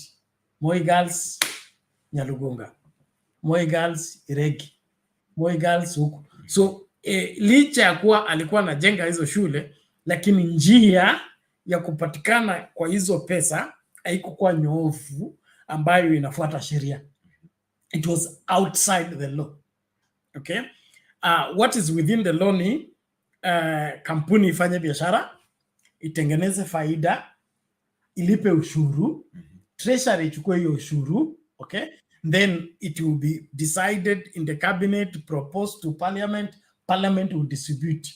Pesa fulani iende kwa masomo, pesa fulani iende kwa health, pesa fulani iende kwa barabara. Okay? Haikuwa mtu mmoja at rise ndio anagawa. Unaona? So kile ambacho naona hapo kinafanyika ni Ruto anarudisha ile system ya Moi, kwamba Moi ndio ako na pesa, yeye ndio ana distribute. Si sasa tena vile ilikuwa imewekwa kwa sheria kwamba ni treasury, minister for finance, cabinet, parliament. Yeye anatafuta njia mbadala ya kugawa hizi rasilimali kwa jina lake, kwa kukampeni, kama vile ile chakula alikuwa anapeana iko na sura yake. So hii si ni mojawapo ya nini, ya fertilizer ya corruption. Mimi kwanza naweza sema okay, watoto wa Nyayo msinichukie, mkubali tu hata kama wako wanaimba sisi watu wa Nyayo. Let me begin with this point. You feel like nothing you say analeta ile nini ilikuwa nyuma. Kibaki tried this because he knew the moment tunakuja kukaa chini kujadiliana kama watu watatu waine kuhusiana kugawa pesa mali fulani. Number one, there is something we call data analysis. Kabla tujatoa hii kitu, lazima nijue. Kwa Bernard wako watu 5, kwa Shadizo wako watu 3, kwa fulani kuna watu 6, na kwa fulani kuna watu 12. The moment nimejua hapo kuna watu 5, kuna watu 6, kuna watu 3, kuna watu 12, I'll distribute equal. Hawezi niambia the share that I'll give huyu mtu mmoja kwa watu 3 is the same share nitapea mtu kwa watu 12. Lakini nikiamua kujisema mimi sikai na watu, but I want to distribute them, endagawa kila mtu vile nimejisikia, because ama vile wewe umekuja kwa sura mzuri na mbea mingi, huyu mwingine ako na sura mbaya, vile nilikuja huyu alipiga makofi, huyu akupiga makofi, I'll give them according to what I feel. Si ndio ile slogan, siasa mbaya, maisha mbaya. Maisha mbaya. Siasa mzuri, maisha mzuri. Meaning ukisupport UDA utaletewa maendeleo. Ukienda kinyume na UDA utanyimwa maendeleo. Hiyo ndio siasa mbaya. Siasa mzuri kila mtu ajiunge na UDA. So kile tuko nacho hapa, wala ambao mmekuwa hapa siku za Moi, mnaona Moi. Okay? Swali langu kwenu ni hili, mnataka Moi aendelee ama akatiswe? Yes. Shida ya kitu kama hiyo yenyewe hii inasema inaendelea. Ukiangalia kila kitu inakuwa na madhara yake na uzuri wake. Uzuri wake inamjengea jina. Lakini hebu tuangalie saidia upande wa madhara nayo. Madhara ni mengi. Kitu ya kwanza kama main thing ambayo unaona inafanya hivi vitu zinabwama, angalia kama curriculum sahihi. Angalia education sector. CBC imemaliza nao more than 1 year. Lakini CBC they are not able to, unasikia like mpaka sasa hivi bado mwalimu analalamika hatuna vitabu. Mwalimu analalamika bado sijapewa the tier 6 code kuonyesha kwamba mimi na work for TSC national. Kwa sababu gani? The money has been given to the person. Na wewe kama mtu mmoja hawezi kumbuka like kuna huku na huku na huku na huku, lazima utasahau. Unakuta sasa miradi ya serikali inagwama, miradi ambayo inatembea ile miradi yenye imepigwa mnada na mtu fulani. So kwa kifupi William Ruto anafanya siasa badala ya kuongoza serikali. So yeye anaona serikali, unajua serikali inapaswa kufanya kazi kwa mikakati, si ndio? By enforcing policies, but yeye anataka kupiga siasa na kila kitu. Anapiga siasa na unemployment, anapiga siasa na education, anapiga siasa na healthcare. Kila kitu kwake ni siasa tu, sio jukumu. Because if you feel the responsibility to make sure that every Kenyan has access to healthcare, sio kwenda kushinikiza kwamba tutoe NHF tuweke sijui UHT magani hiyo ingine. Ni KEMSA iko na dawa ya kutosha, si ndio? Hiyo dawa imeteremshwa mpaka Shamahoho, imefika mpaka Wajir. Has it been distributed evenly? Do we have are all the hospitals stocked with enough drugs for all Kenyans? Then sasa kampeni ikue usijitibu nyumbani. Ukiwa mgonjwa aenda hospitali, utapata daktari, utapata nurse, utapata dawa. That is government working. Lakini ya Ruto ni siasa anapiga, which in my opinion ni siasa tena ya utapeli, ya kudanganya Wakenya kwamba kuna kitu kinafanyika, lakini ukweli wa mambo hakuna chochote kinachofanyika. Na sijui wewe una maoni yapi kwa mambo haya. Hii economy of handout, mnataka turudi huko ama tukatae? Kwa sababu economy of handout was killed by Kibaki. Uhuru Kenyatta went against it by divorcing Ruto midstream, but Ruto has brought it back full-fledged. Anataka yeye peke yake ndio analeta maendeleo, yeye peke yake ndio anaanzisha miradi, yeye peke yake. Leo amelei mawe mingi, sijui anaitiri market, akaenda sijui akaweka mawe mengine sijui ya nini, na hii mawe yote sijui masuala ya soko za mtaa si ilikuwa ya devolved government. Sasa unajua vile nani alileta ugatuzi, alipeana mamlaka kwa wale viongozi wa ugatuzi pia na waweze kufanya masuala. Unakuta kama ile mradi wa soko, like soko ya county. Soko mingi nchini zinasimamiwa county na sub county. Yes. Inakuwaje rais anakuja kuzindua soko ya sub county ama soko ya county? Thank you. Good question. Mr. Hansen, wewe inaonekana wewe ndio forana. Uko hapo?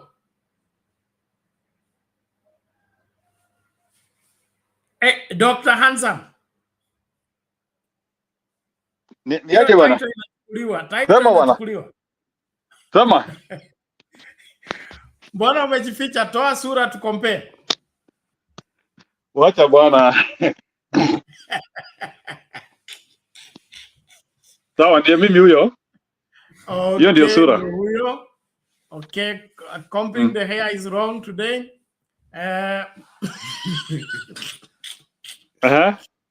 So inaonekana leo uko namba 3. Unasema sijachanua nywele? Karibu tuambie hii nataka utueleze hii maneno ya handout ya economy. I mean economy. Yeah, of course, handout I will explain because but welcome on board. Thank you. Haya ni sawa. Handout economy, that is the African way of thinking. I'm sorry, because that is not something which is only in Kenya alone. Let me say, in most of our, let me call it, unajua siku hizi nasikia wakiziita global south and global north. You know now, some of us which describes the element of poverty. Na kuna kitu sijaielewa, some of us who are in poverty, even we are not very serious. We seem to be working a lot. Like, for example, I compare. If you go like in a place like in New York, or if you go in a place like in Jersey City, or you go in London, you compare with a place like in Nairobi, or a place in Mombasa, a place in Embu, a place in Meru. Watu wale wako Meru wanaonekana wakiwa mbizi vibaya sana. Watu wana sweat vibaya sana. Unakutana kuna watu wamebeba mitungi, kuna wale wamebeba mangunia, kuna wale wako na boda boda, kuna wale wako na nini. Like, we are so busy yet we are not making money. And saa zingine just try to look at what is happening in Africa. Africans look very busy, but there's no return. So that tells you that kuna mtu anaibia wa Afrika, and to some extent ni hawa wanasiasa. So that's why utakuta like in Africa we are very busy, by the way. Kila mtu ako kazi. Look at the Western countries, like things are relaxed. Most of the jobs they are doing, like maybe they could be computer enabled, vitu hapa na pale. But angalia hapo, look like in Nairobi or in Western. Kuna wale wako kwa mashamba ya miwa, kuna wale wanachimba mabarabara, kuna wale watchman kwa maduka, kuna wale wanachinja makuku kwa mahoteli. Like, people look busy, but there is no money. So in a nutshell, I think this handout economy can only be fought using legislature or a law. We put a law whereby if it is provable, let me not say that if it is provable that you are giving money to people either for elective position or you are even soliciting for money, you can lose your seat. Those are the things we need to do. And then we also need to start also coming up with the limiting of campaign money, because those are some of the things which we don't do as Kenyans. Like we have no limit of the amount of money you need, and that's why you will see, Bwana Bernard, it is very difficult for, like in Kenya, for a poor man. Like, for example, presidency is a club of rich people, because we don't have a limit. Like, already you hear in the coffers, if you cannot be able to fundraise like 3 billion, hata usijaribu kuitisha kiti ya president. And the other guys who did not have money na walijaribu kuitisha hiyo kiti, even their name was not cemented anywhere. We used to have Waweru Ng'ethe, who used to get kura mbili na kura tatu. So this presidential club in Africa is a club of the rich, the adored, and the people who have been able to attract the biggest cartels in the country. So to me, I believe in Africa, presidency is a culmination of cartels. So in other words, for you to become a president in Africa or in Kenya, it depends with how many cartels you have been able to influence. So kama wewe makartels wengi wako pande yako, hiyo kitu inakuwa ni yako, because there is no way out. It's usually it's not a fight of individuals. When Raila Odinga and Mr. Ruto are fighting for the presidency, it's not about Raila Odinga and Ruto. It's about cartels fighting each other. So unakuta kuna cartel hizi. So it's unfortunate that sometimes the brutal cartels are the ones who win. So let's begin by limiting campaign money, limiting the amount of money you need to become a leader. For an MP, we can limit it to registration money.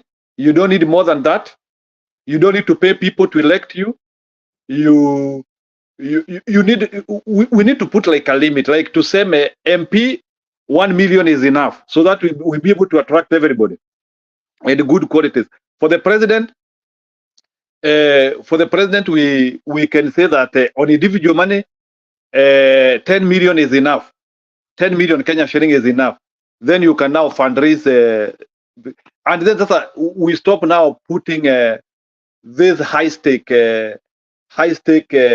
soliciting of funds, whereby all money should be proved where it is coming from. So those are the things which we don't do. Kila saa unasikia like UDA has used like let's say 20 billion to do their campaigns. Or Azimio has used maybe to say 20 or 15 billion. And that money is never audited. So I want somebody to give me an audit of where that money came from, who brought that money. I used to remember like during Kibaki time, I used to see them doing fundraising. Fundraising, yeah, 2 or 2 I don't know, maybe you people you can explain to me. I remember like during Kibaki time when he used to sell, alikuwa akiuza sahani moja milioni moja for campaign. Sijui bwana bara kama mnakumbuka hiyo wakati. So I don't know if in Azimio we replicated that or tulikuwa na, it's a way of soliciting then maybe millionaires and other stakeholders, they go and buy that. But remember, when people bring that 1 million and 10 million to your campaign, I think at the end of the day they will expect some favor. So anyway, that is our replica of super PAC, like what happens in America. In America, they also have super PACs. Super PACs are those big donors who I think at the end of the day, they will also be needing a lot of stakeholders or some of their policies to be implemented when some of the guys, they are putting their weight, watashinda. So in a nutshell, what I'm trying to say is that we need serious reforms towards visible money. The problem which we have is that much of the money which is used in campaign ni pesa ya briefcase. It is not like money which you can trace in accounts. So those are some of the places whereby Bwana Bernard we don't do well. Like it is not reported money. So I don't know where they get it. Hiyo pesa ya briefcase. I don't know where it comes from. That it has escaped the natural coffers of the government until sasa inakuja kwa briefcase. You remember the famous guy? Mr. Just a moment. That the money you are addressing, it's a valid point, okay? But I wanted you to address yourself on this one that Zakayo is doing. Remember, Zakayo is in office, and there is what the Constitution has stipulated on how Treasury should allocate money for development. The money for development is not supposed to work with the president in the briefcase or him distributing checks. It's supposed to be through the cabinet, then parliament. After it has been rolled out in budget, then Treasury or Ministry of Treasury is the one to see to it that this was allocated to Bungoma, it goes to Bungoma. This was allocated to Kakamega, it goes to Kakamega. This was allocated to Wajir, it goes to Wajir. How come that is not taking place under Zakayo? And now Zakayo is determined to be the one walking around with a check. He has this check for 50 million kwa soko ya Malikisi. Then he has this 25 million for kwa soko ya Meru. Then he has this other 3 billion for the mamas inside wherever Wasingishu.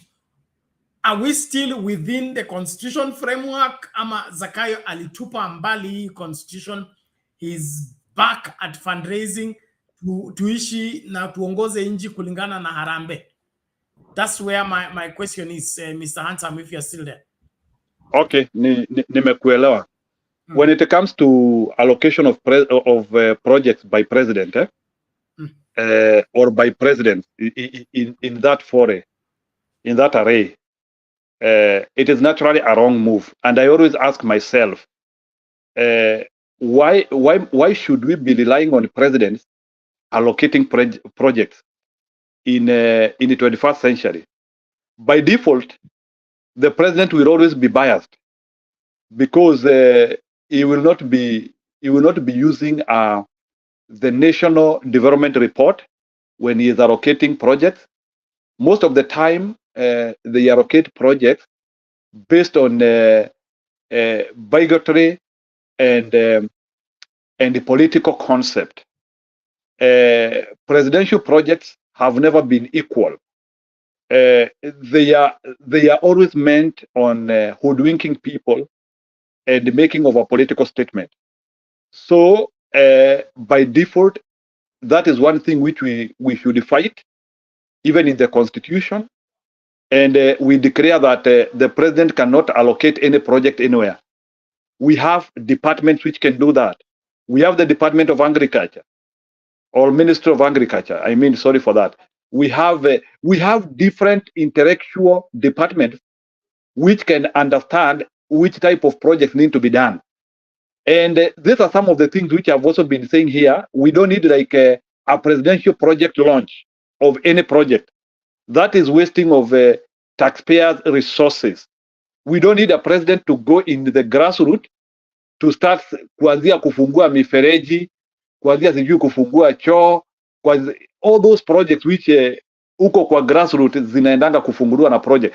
Those are things, and when Bwana Rara nasemanga our constitution has deficiency, those are some of the things now we need to build in our constitution. Now we ban the president and the governor from this launching of projects because it is wasting of taxpayers' money. For instance, one project, always what happens, president can use 100 million to go and launch project here 10 million.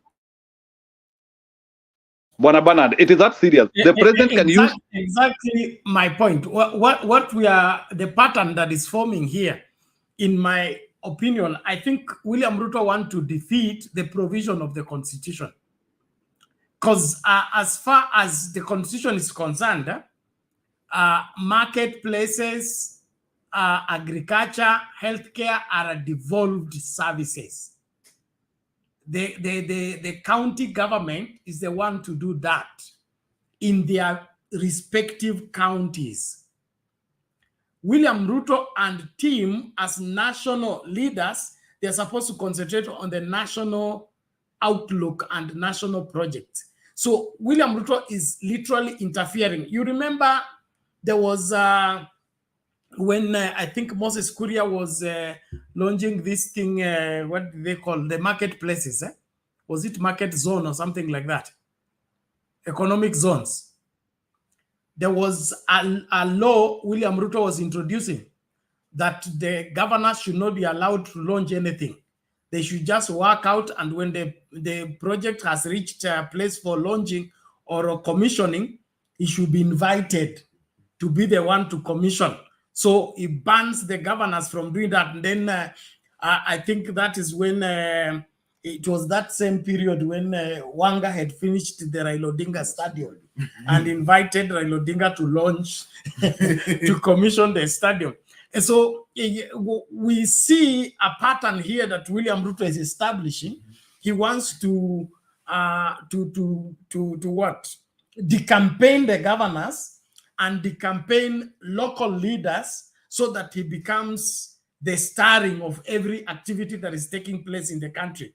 And from the look of things, that is directly going against the spirit and the letter of the 2010 Constitution.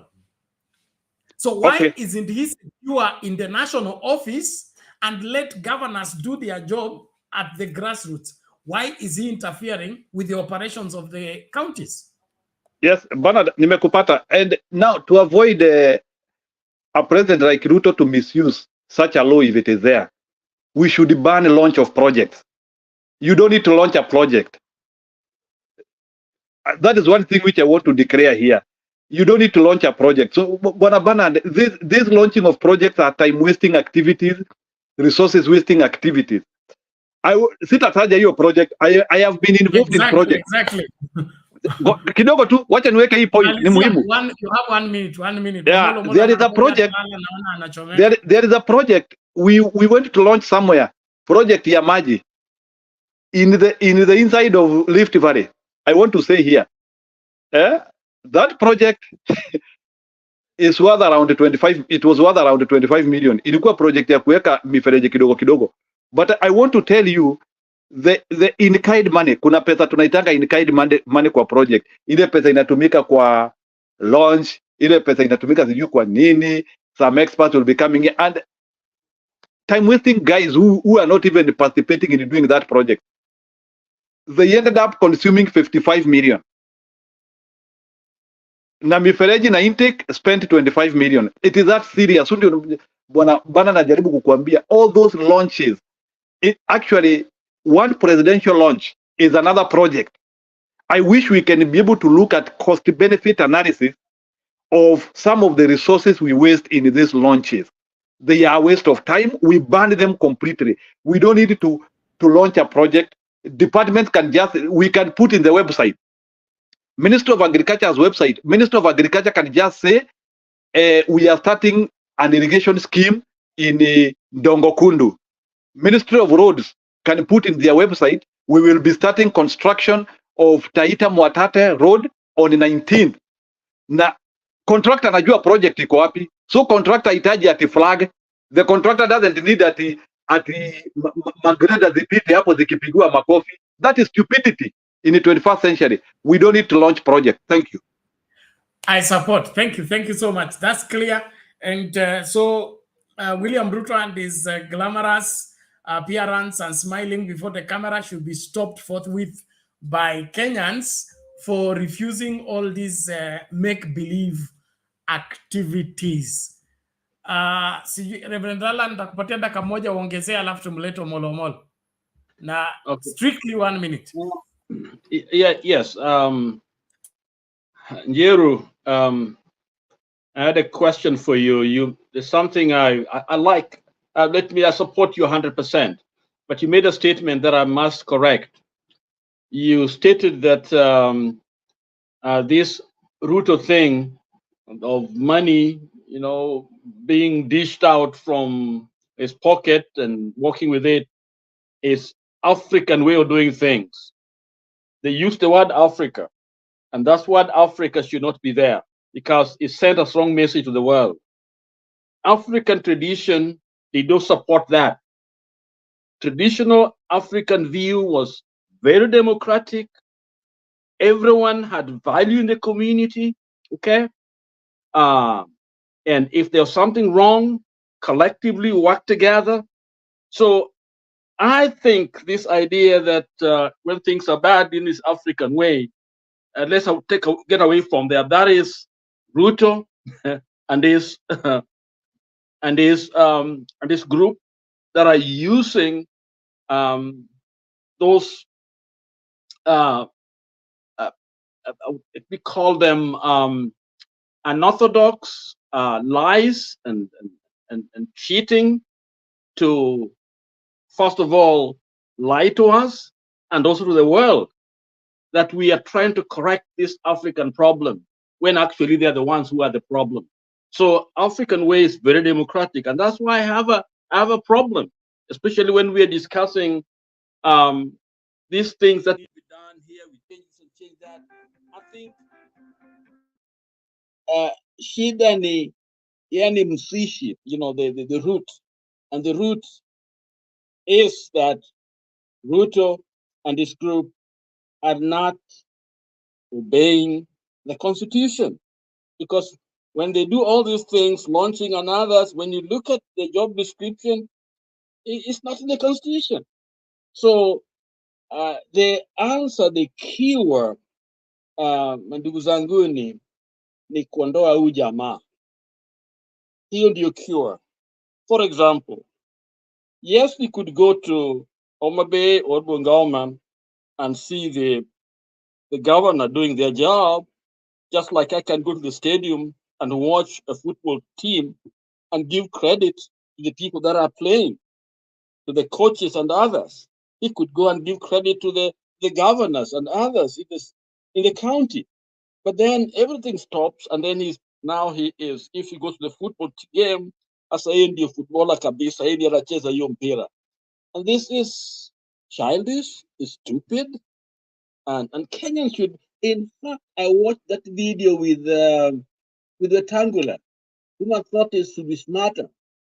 Wetangula talked of, I think he spoke before Ruto, and he said, Baba, President, amekuja hapa, because it's almost like he has come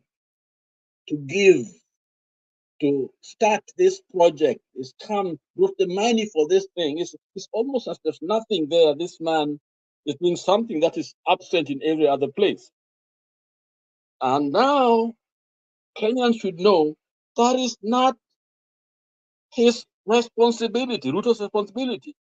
That is a devolved function. That is the governor and the MCs and others in there. He should have come to watch and see what they have done rather than coming as the one bringing the money to start things. And Kenya should call him out. People like Wetangula should, people should call them out. That is a... Okay, sir. Can you hear me? We can hear you, although your audio is not consistent. Asanteni. Okay, asante. But sort out your audio before you come back. Refresh it. It was having some distortions. Well, ladies and gentlemen, thank you so much for staying tuned and continuing to follow the program. Tuendelee kukaribishana tafadhali. Like video, participate kwa poll question. And then, of course, I want to appreciate those of you who are responding to our payment of bills. Your support makes all the difference. Thank you so much for supporting us. Please, let's keep going. We are now at 33%. We are looking for the balance. So let's do our very best as we progress. Tumlete Omolo Molo aseme ya kwake.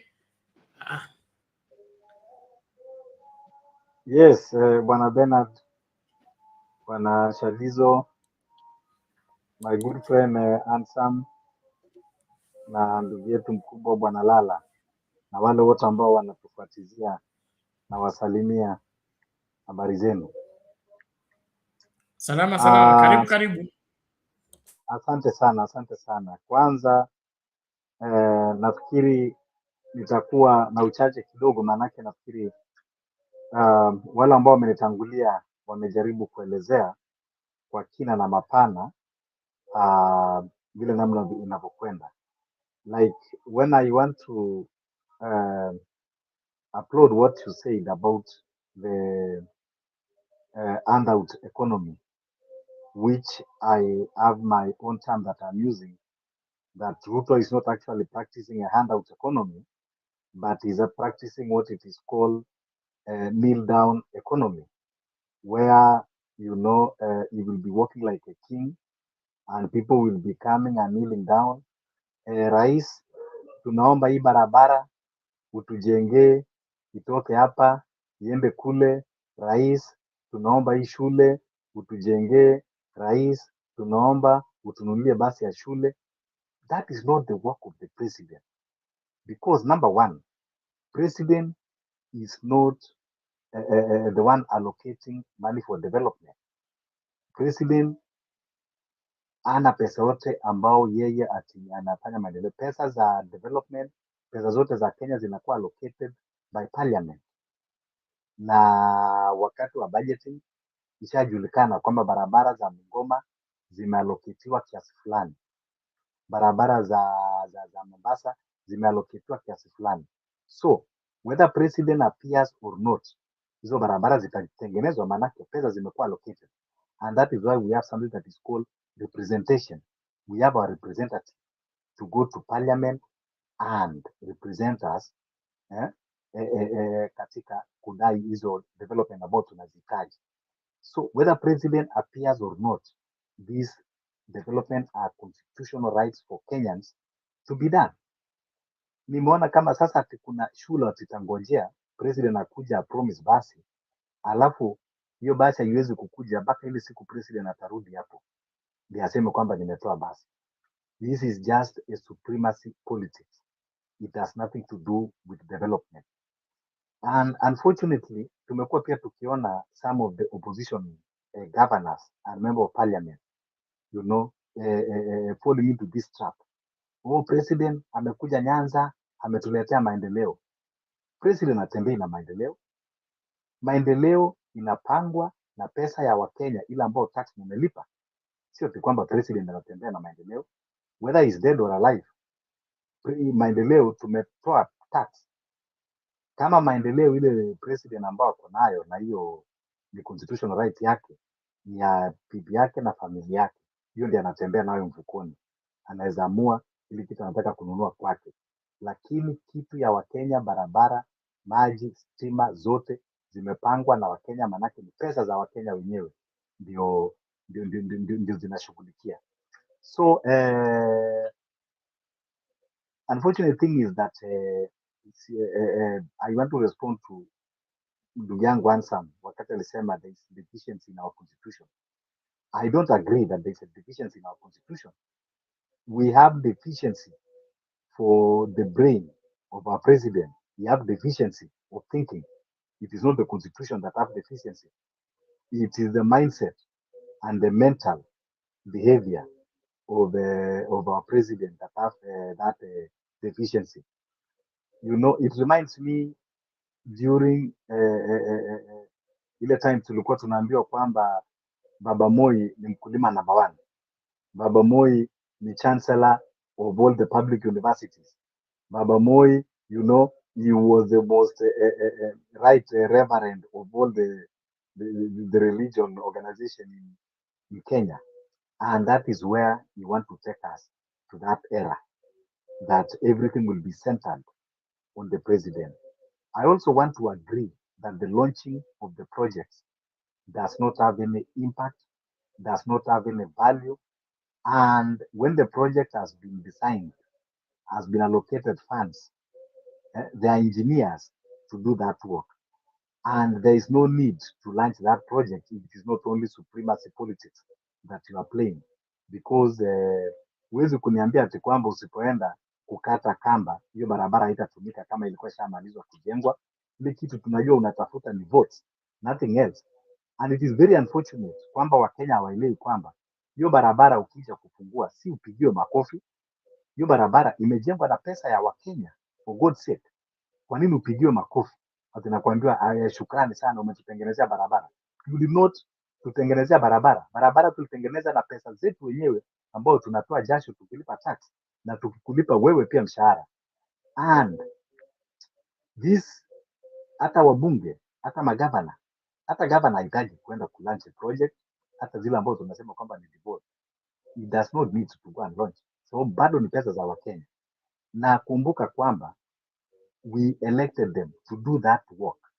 Kwa nini tunawapigia makofi wakati wewe tulikuandika ufanye hiyo kazi? Why should you be praised for the job that your job description?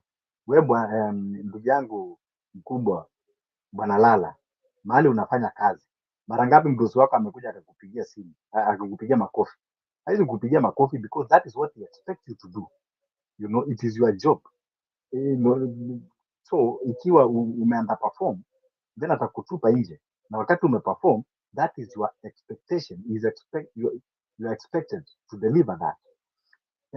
So in all manner of things, tukiongea kuhusu mambo ya Bwana Ruto, left, right and center, is somebody that is a clueless president, is a rudderless president, is a president that doesn't understand the constitution, doesn't understand the role of a president, doesn't even understand how the economy of the country works.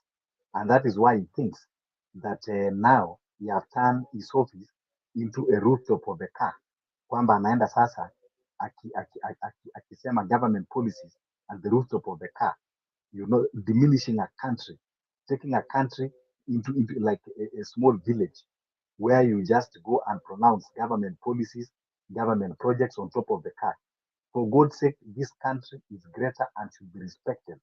Whenever you want to roll out your policies, you must do it in an official way, in a respectable way, in a way that dignifies the country and the citizens. Si kwenda tu kwamba everything you do it so casually kwa juu ya gari. You know, that is lack of respect and even lack of patriotism. The country should be respected. Ukiangalia ukienda nchi kama US ama hata zile countries zingine ambazo ziko developed, president hakuna hakuna siku utamwona president on the roadside akiaddress watu na kuroll government policies. Wakati president anatembea kwa barabara, hiyo inaitwa meet the people tour. It doesn't have anything to do with the governance. He is supposed to just be walking as a head of state, kwenda tu kusalimia watu, because he is the head of government and head of state, because we are in presidential system. So he must know the time that he's doing a work of state and the work of government. The work of government should be purposely done in the office, constitutional office that are designed to do that work. Afanye kazi State House, afanye kazi Harambee House. Hiyo ndio ofisi ambayo Kenya tumechagua kwamba ni president, tunalipa na mshahara yetu, tunalipa wafanyikazi, tunalipa stima, tunalipa maji, hata ile choo anatumia tunalipa. Ikiharibika tunarekebisha. Atumie hiyo ofisi ili aweze kudignify Kenya na kudignify Kenyans. Mambo wakati anazunguka kwa magari si mambo ya kufungua project, si mambo ya kuroll out government policies, ni mambo tu ya kusalimiana na wananchi. That is okay. So that is my take, Bwana Chalizo. Thank you for that good take. I appreciate it. Let us welcome more people. Na kama unatuzama hapo na unatuzama, tafadhali na kuomba usitazame peke yako, ita mwenzako pia tutazame wote, ili tukaweze kuwa sehemu hii ya kusaidiana ili tujenge Kenya ama tujenge nchi yetu kuwa nchi mahali pazuri. Kila mara wanakumbusha kwamba tusipojenga ama tusipoziba ufa tutajenga kuta, na ni jukumu langu mimi na wewe kuziba huo ufa ili tusijenge kuta. Na tena pia wanawaambia kila mara kwamba tusiposhughulikia hili swala saa hii itafika wakati tutajutia. Jana mtu akatuuliza, I want to ask Reverend Lala na also my Mr. Handsome, kwamba gari imefika, inatoka Mombasa imefika Voi, imetoboka, injini imechemuka mpaka inatoa moshi. Uko na hakika hiyo gari itafika Nairobi? Sasa tusiposhughulikia nchi yetu ni kama hiyo gari imefika imegwama Mombasa, tunaisaidiaje ndo itembee ifike Nairobi? Kulingana hii mambo ya economy, hii mswada zinatoka hii kusema handout nini, sijui tunasaidiana aje ndo tushughulikie hiyo. Let me welcome Lala first, then I'll welcome Mr. Hanson. Lala.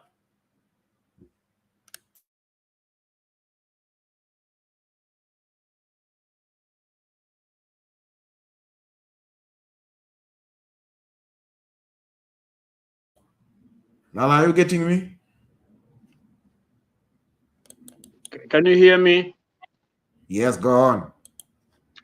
Yeah, I concur with Omolo and all of you. I think my point is always pointed to the foundation. It doesn't matter how much you work and build. At one time, I thought I got land, and that is not even in Kenya. But I put up, a building there. Okay, thinking that I had land, and only to discover that the land did not belong to me. So I lost the money and all the hours that I put into that work. And Kenyans must know that unless we deal with the foundation, and the foundation is our relationship with the Constitution. What is our relationship with the Constitution? Because if somebody can have the audacity to come and tear that Constitution, you bring it and say this is what's wrong, this is what you've done, and he takes that Constitution, tears it, and then you walk away and hoping that the guy will respect that Constitution, and then you're delusional. And this is exactly what these people are doing. The foundation, maybe because I don't live in Kenya right now, but what I see is disrespect. What I see is somebody who is laughing at all of us, somebody who doesn't care what we think, you and me. And then when I look at the Constitution, the powers given to us, we the people. And if we the people have the power, then why don't we use that power to get back our Constitution to be at the center? Because Ruto is the Constitution right now. There's no other. He's the one. He can work with the money and give it to whoever he wants to. He can go out to demonstrate. He can kill you, and nobody, no question asked. He can change anything he wants, threaten people, and it's like I'm a Kenyan. If I come to Kenya and I'm violated, you will not protect me. You will not protect me. When actually you're claiming that this is our constitution. If you can't protect me, then why should I come to Kenya? That is where we are. It is insane.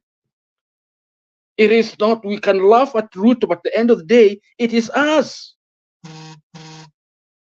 We are not radical enough to change the trajectory of our nation where we are moving towards right now. And when we claim to have the power, so when are we gonna exercise it? When will the constitution work for Mabonga and Baba, and Mabonga and hustlers?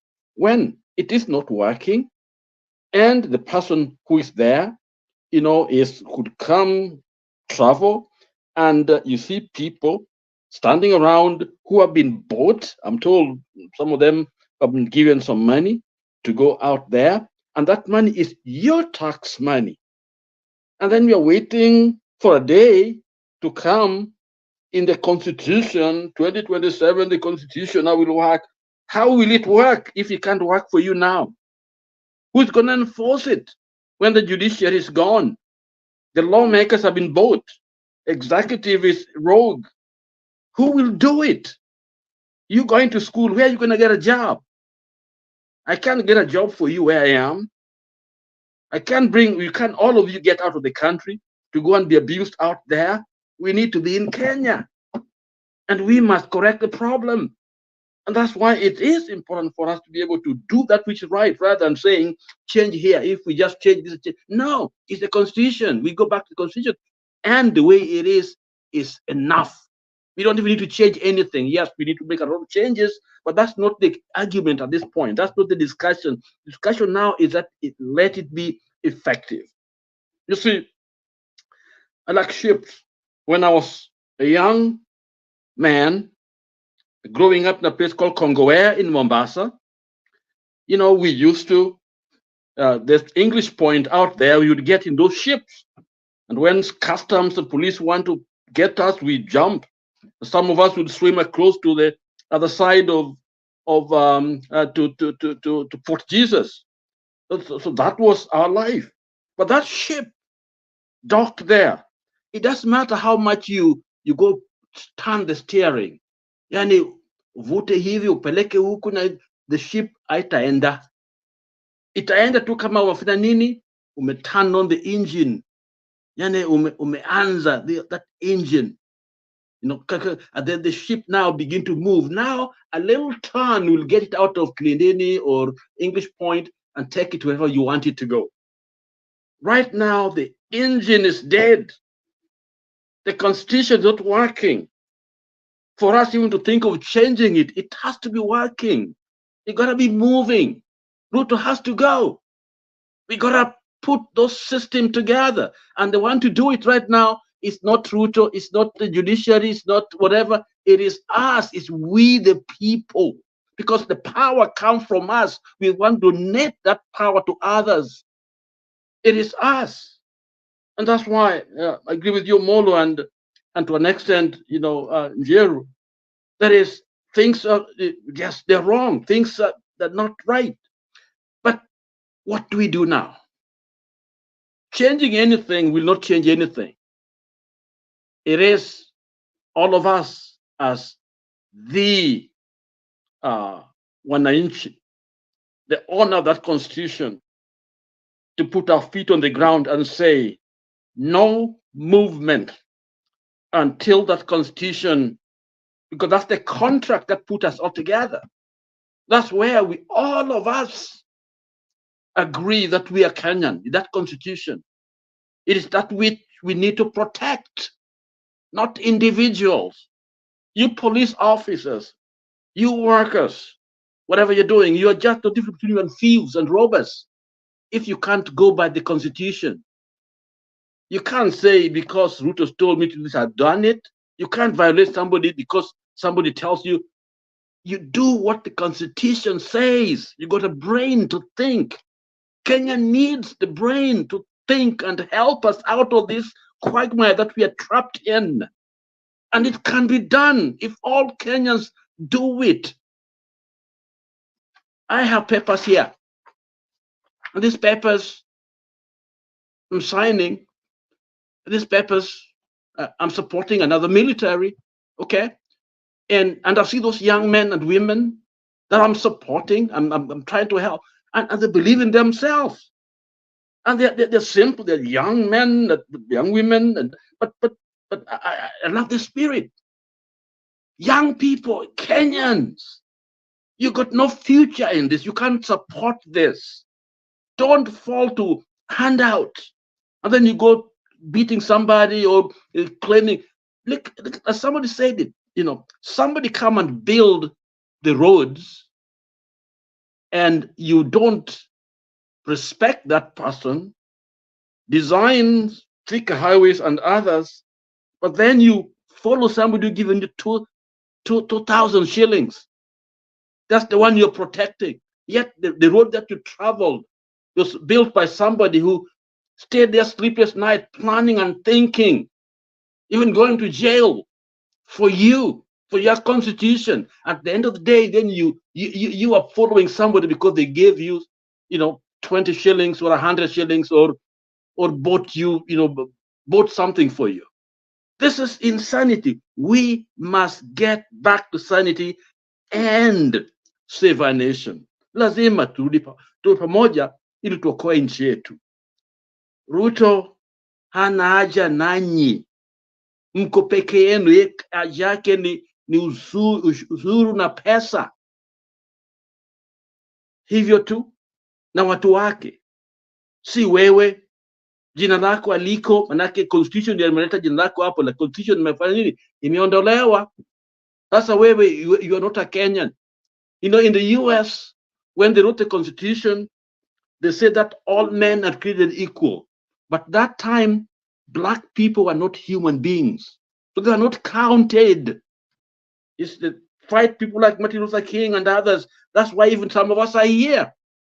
Somebody had to give to get. There's nothing, there's something cannot be there for, there's nothing, there's no something for nothing. In other words, what is there, something also has to happen. I think it's Archimedes' principle, buoyancy. That in other words, it's an opposite effect. If you put your energy here, that energy is doing something on the other side. So if we are quiet, if you are just watching, nothing will happen. But if we do something, something will happen. And my scripture reminds me of the role of the young men. The young men and young women, they have strength. The Bible emphasizes the strength, the abilities of young people, that potential. That potential is just potential. A potential means really nothing when you think about it. The potential, you got potential, we got potential. And that potential has to become kinetic. In other words, it has to be changing something. There has to be something happening before we understand what you have on the inside. And here we have a nation that asks all of us to sacrifice, to step out, and bring back that thing called the Constitution. And that's the foundation. The Constitution is at the foundation of our democracy. It is the book or the script that defines us as a nation, as a people. It is the law that puts us together. And our flag is a symbol of that unity. Without it, without the Constitution, you may tell me I'm a Kenyan, najivunia Kenyan. You may tell me to make all these sacrifices and changes and all that. At the end of the day, it is the Constitution that has to be back to correct all these other things. Those other things that we see is because the foundation is wrong. Something has gone wrong. And Ruto is laughing at us, is watching us, laughing at us. So all of you that are stepping out, that MP, thank you. Thank you. And in the Western, that MP in Bungoma, just stood out and said what he said. And I wish more people could do that. And if we all do that, we can change Kenya in days. Because anyone coming to power will respect the Constitution. Right now, they will not. If we let it go up to 2027, whoever comes in will violate it. Unless they are benevolent dictators that would, want to respect us, then after they are gone, some bad guy will come. This is how government of old used to be, because it would be dependent on the leader. They had no written constitution to hold people accountable. It's the whim of this leader to decide what they want and not what they want. So it is important for us to understand that constitution is critical to saving our democracy. And so that's my contribution. Let me give somebody a chance, okay? Bernard na kurudisha. Bernard ameenda. Sasa ni Thank you, Lala. I wasn't looking, I won't see you clearly. Now I can see you, yes. Asante. Thank you, Lala, for that great submission indeed. Let me listen to Mr. Handsome 2024. Mr. Handsome.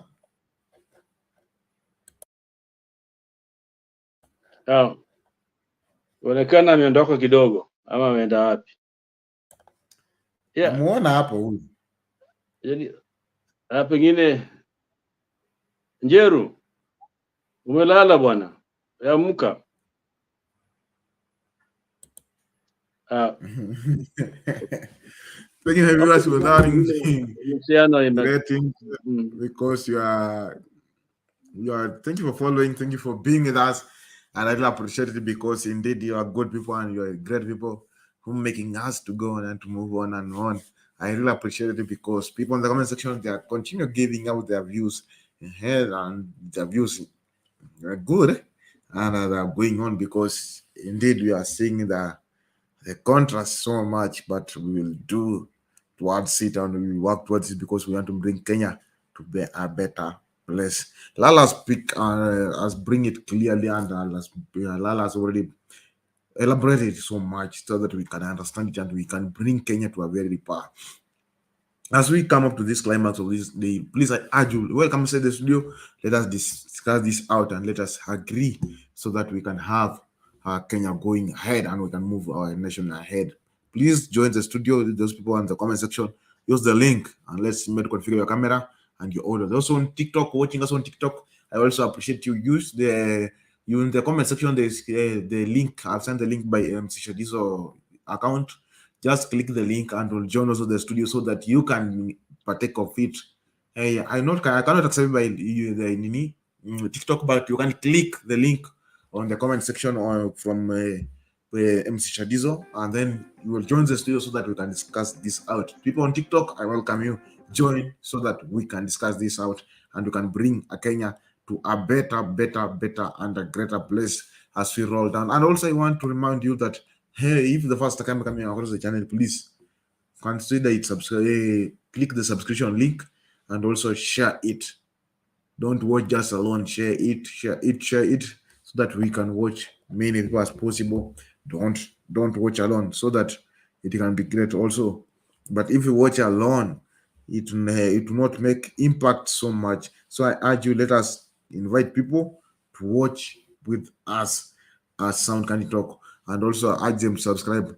Make sure that by the end of the day you make some 5 people to subscribe also, so that our subscription can increase, and also we can increase together, so that we can getting the information together.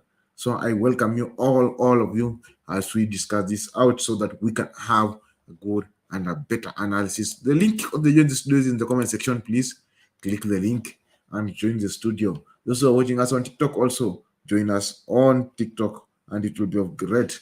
As we're waiting for Nzioa to come back, let us roll it down, because we're waiting for Nzioa to come back. I'll just go for a commercial break as we roll back.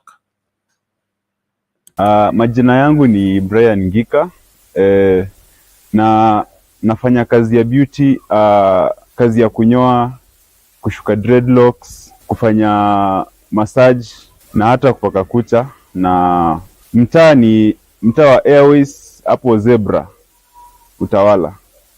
Yeah, na unatazama Sound Candy Talk. Watch, share, like.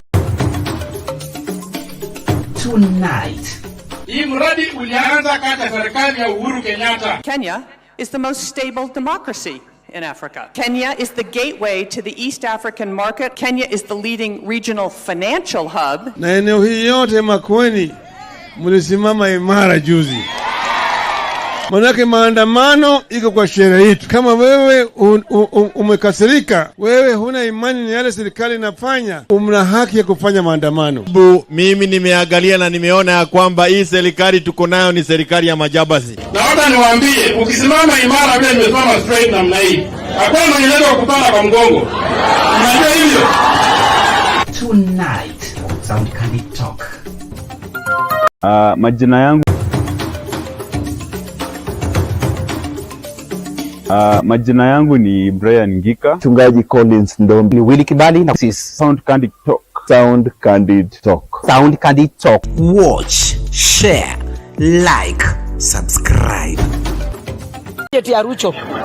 Hii maisha ya Ruto ni stress na ni stress. Hata kama anasema tugaramike, anatuumiza. Hata ninashangaa hii pesa walikopa bank. Kuna pesa last month wamekopa bank. Tunashindwa aje hiyo pesa wamekopa ilifanya nini? Yeye mwenyewe anasema hataki deni, na deni anakopa ya nini hata bank? Kuna pesa. Maandamano, sisi tunaendelea na maandamano. Ni vile tu hapa unakusaini lazima tusaini. Hata Nakuru hapa tuko watu wa Azimio. Na mtu Ujambo mwenzangu mtazamaji, mimi ni Mchungaji Collins Ndombi wa Refunds Pentecostal Assemblies of God Juja, na hii ni Sound Candy Talk. Watch, share, like, subscribe.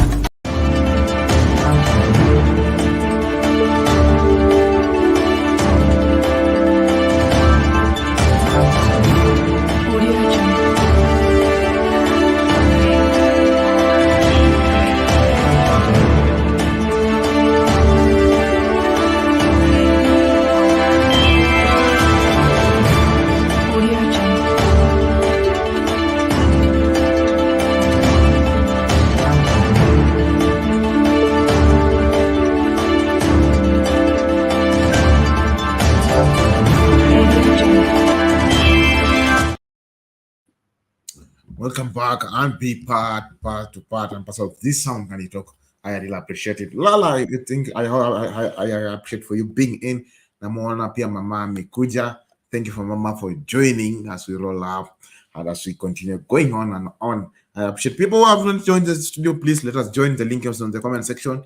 Click the link. Let's StreamYard, configure your audio and also your camera, and we'll be part and parcel of this.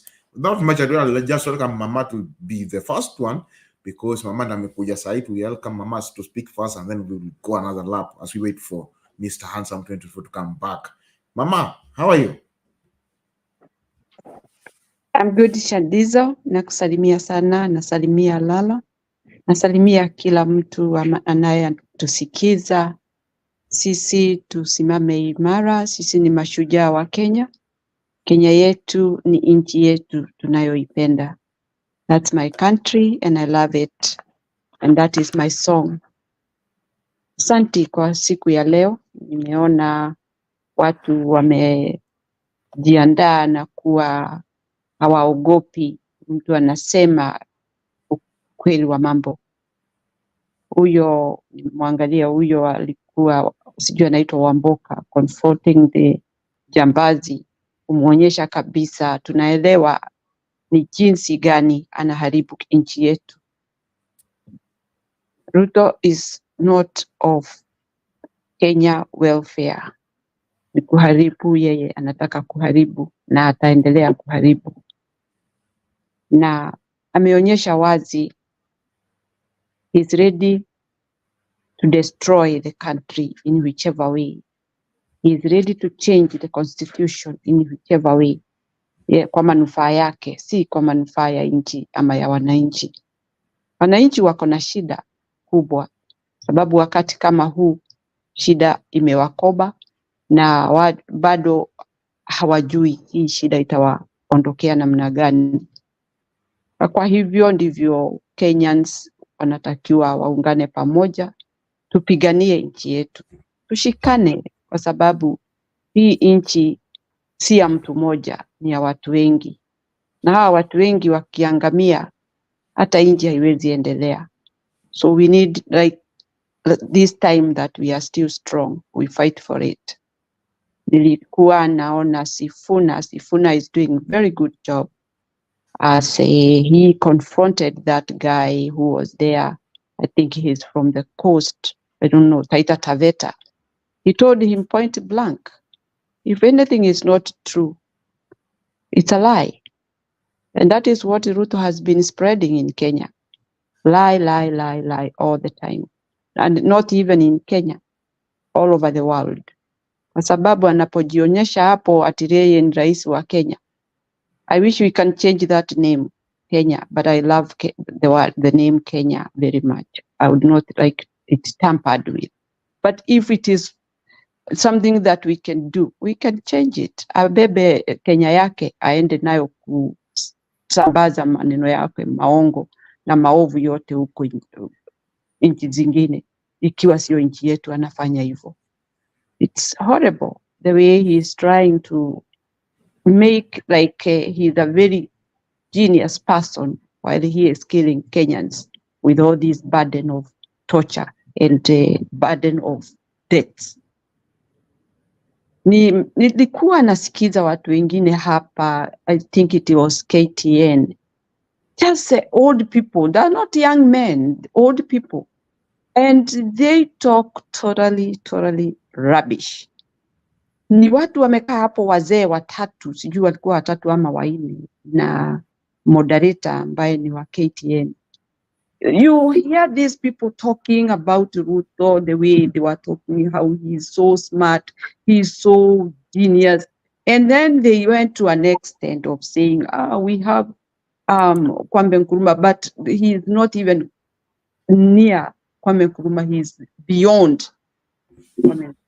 I was astonished to hear such kind of words coming out of Kenyans who knows what people are going through in Kenya. And I would not fear to say one of them, the one who was really talking about Ruto doing very smart work. It's a central man, central Kenya, from central. Mkikuyu. Surely. Yeye kwa sababu anakula na anakunywa na analala vizuri. Anapata kitoweo yake mzuri moto. Hafikiri ya wengine. And I wonder where are these people coming from? He can talk eloquently. Good English, is an educated person. Si ati ni mtu wa kutoka mashambani. Ni mtu ambaye amesoma, anajua tabu, anajua what brings economies down for the country. Na bado yeye anasema tu Ruto anafanya kazi mzuri. You wonder where are these people coming from? But because it is a forum and they are being seen on that TV, they should talk good about somebody who is rotten. Somebody whom we don't even want to listen or even see. Na mtu anaenda hapo kutangaza na kusema ati ati anafanya kazi mzuri sana. He is working very hard to make this country economy come up. Huyo naye mwingine anasema ati Kwame Nkrumah was an Africanist. Lakini Ruto ni an Africanist. You wonder ati ni beyond Kwame Nkrumah. I couldn't believe my ears. I could not even imagine somebody saying that. That thing made me feel like kweli wajinga hawajaisha Kenya. Bado wako. Na ni wazee, watu wamesoma, watu wako na experience ya maisha, na watu ambao wako kwa ground, wanaona watu vile wanateseka. And yet, that is what they can say on the TV. No wonder that is why people don't want to watch TV. Kwa sababu kama ni Kenya, hiyo siwezi angalia. Niliangalia so that I can have a point of bringing up here. Because I know there are many people listening to us. To get the view of human being talking about Ruto being a good, smart man. We have never had somebody who can work like Ruto. Seriously. Why can't he say we have never had somebody who can torture people and make them slaves? The whole time of our country. I don't understand. So it's so sad, Shadizo, when you say that people can go for forum where they know many people maybe are watching, and they talk such kind of nasty rubbish in front of people and say such kind of a thing when people are not even able to have a plate of food on the table to eat. Na mtu anaongea hivyo. Economy imeharibika. Anaona hata yule mwingine anatokea pandile ingine, Euroboard is coming to take their money, whatever the case. And yet these people are saying he is making the economy better. Huyo ndio mtu yule amezurura the whole world. Anatumia pesa za inchi kama takataka. Alafu anaambiwa ati anatengeneza economy. Huyo ni mtu ambaye anaenda kuongea hata uongo inchi za nje. Ambaye mnasema ati ni smart, anajua, ana ujuzi. So I'd like to see that guy standing in front of me. I'll ask him one question that he will not be able to answer. He's from Central, and I really felt so bad to see such people who are very stupid and somebody who cannot even have enough guts to get away from such kind of lies and things that people don't want to hear. It's not that we want to hear good things, but we want to see somebody who is working hard to make things work. I know there are some difficulties people face before they go to the other side, but it is not about Ruto. Ruto is just spending money thriftily while knowing that people are suffering. And the country is not in good shape. You wonder people who are saying that the country is going to be bankrupt, we have a lot of debts and whatever, and somebody is always in the air, spending millions and millions of money and carrying all his bunch of guys with him. That is where we are. Na wale watu wanaenda kwa TV, badala waongee mambo ya ukweli, wanaenda tu kuzidi kuongea kama jambazi. Support. You wonder where they are coming from. But I believe they have no long life on what they are talking about. One day they will say, it is true. Things are not right. Now, the sale of Nzioa, it's not a joke. It's not a game. It's not something people should laugh at or even enjoy it. Hivyo ni kumaanisha kabisa ameamini kuharibu Kenya kabisa na kuifanya iwe ya watu binafsi, si ya wananchi. Because when he started with that one, and you will see the attitude that he has, saying that everything will continue as he has said, that means we have no argument with him. We stay far. Then he do whatever he want to do. He can corrupt Kenya to its core. Kwa sababu yeye ni kiongozi wa mashetani. because whoever does that, it's an evil man. Mtu ambaye anawaforce mkubali mambo ambayo si mazuri, mkubali mambo ambayo si ya kujenga nchi, mkubali mambo ya kuharibu hata maisha ya watu kabisa. Huyo ni mtu wa aina gani? And yet he called himself. But first of all, Kenyans, forget about Christianity with Ruto. Ruto is the other way around. Alikuja kwenu amevaa ngozi ya kondoo, sasa ni mnyama wa kuakula. And it is exactly that. Christianity with Ruto is like water and oil. Take it, leave it. Alitumia hiyo ikiwa mbinu ya kutaka afike pahali alifika. Lakini kitu ingine nataka kusema, huyo si ati aliingia hapo kwa sababu ya Christianity. He had not won. He had not won to be a president of our country. He knows what he did, which is evil. Kwa sababu kuna yule mtu ambaye angekuwa anaongoza nchi yetu na ikawa na mwangaza na maendeleo. Aliichukua kwa sababu alikuwa na uwezo wa kutoa pesa nyingi za kuhudumia yule ambaye alimfanya awe hivyo.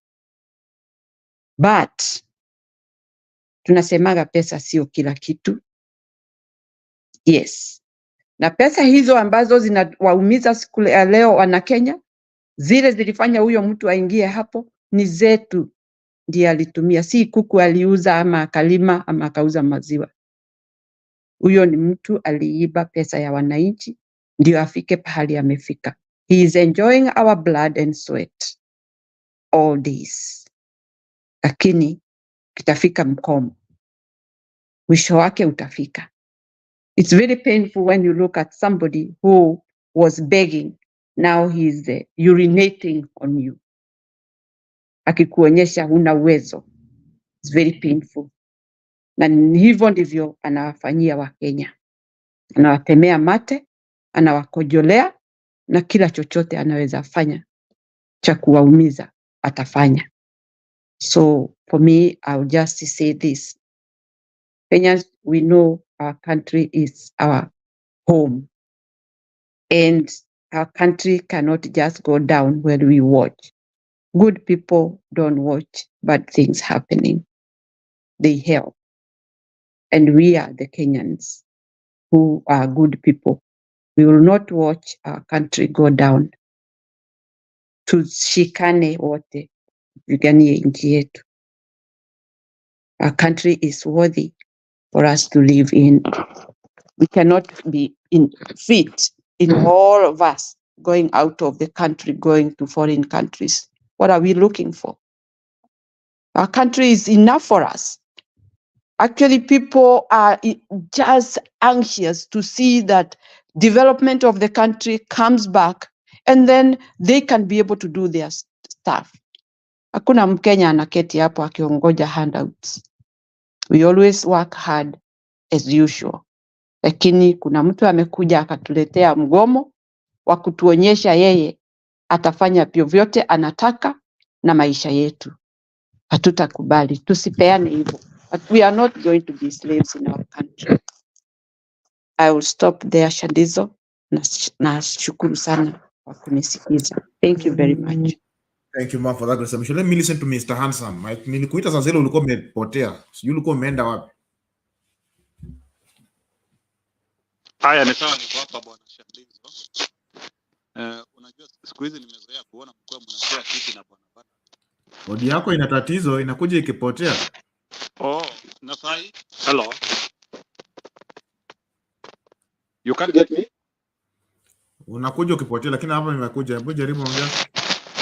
Okay, wacha niweke mdomo basi kwa simu kabisa, sababu I don't know why the system want to discriminate me. Can you get me now? Or... you're clear, go on. Yeah, so let me first of all declare the doom. Bwana Shandizo, first of all, I think it is usually very unfortunate, especially when your front doesn't produce a president. Watu wanafanya mipango mingi sana. There is so many resources which are pulled towards that arena, and then your side doesn't make to produce a president. So it is usually an unfortunate situation. I think slowly, based on what is happening, I think it looks like even our leaders have decided to look at 2027,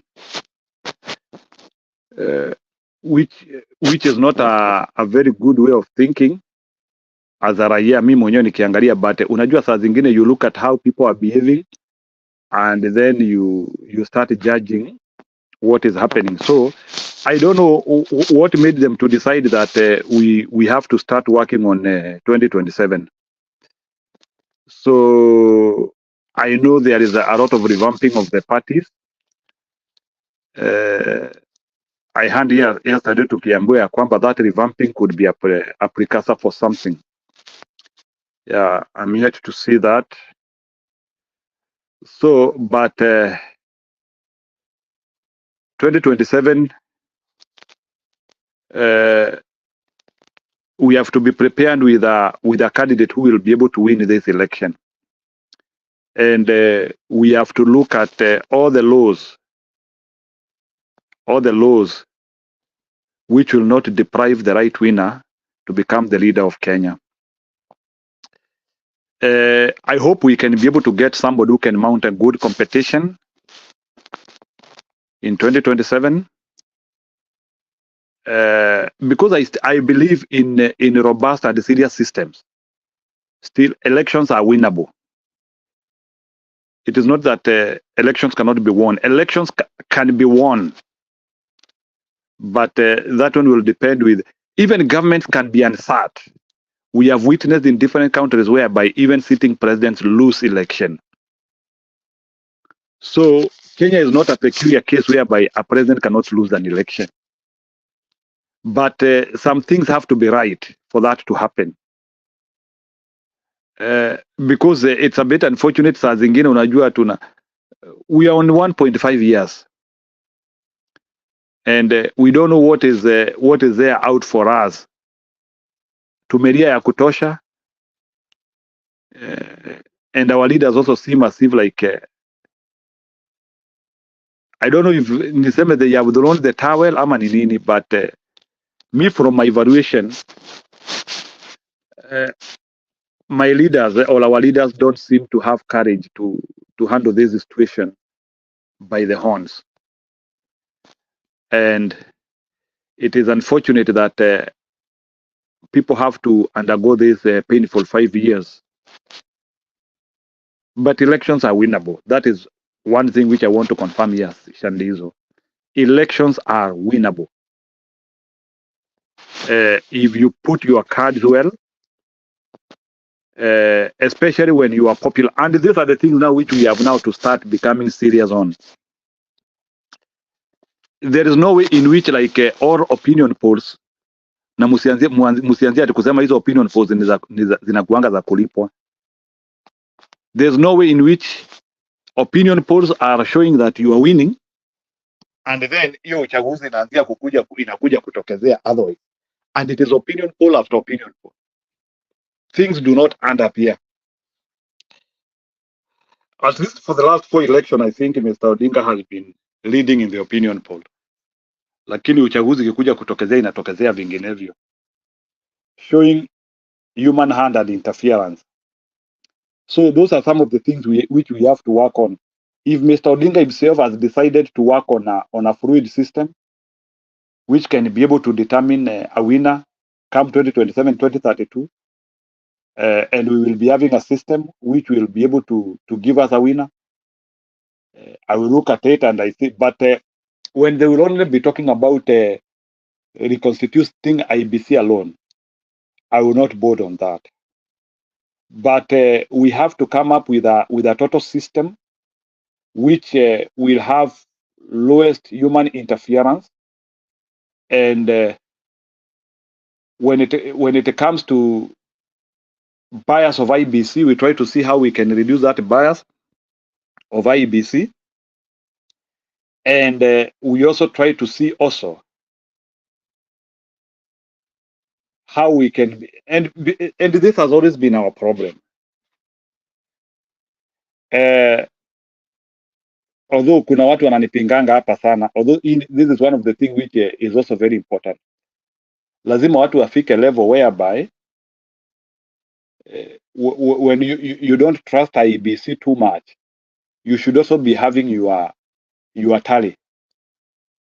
And I think like Azimio was too late to give that. So I don't know, like hiyo siku ya kura watu kama wa Azimio walitari kura yao.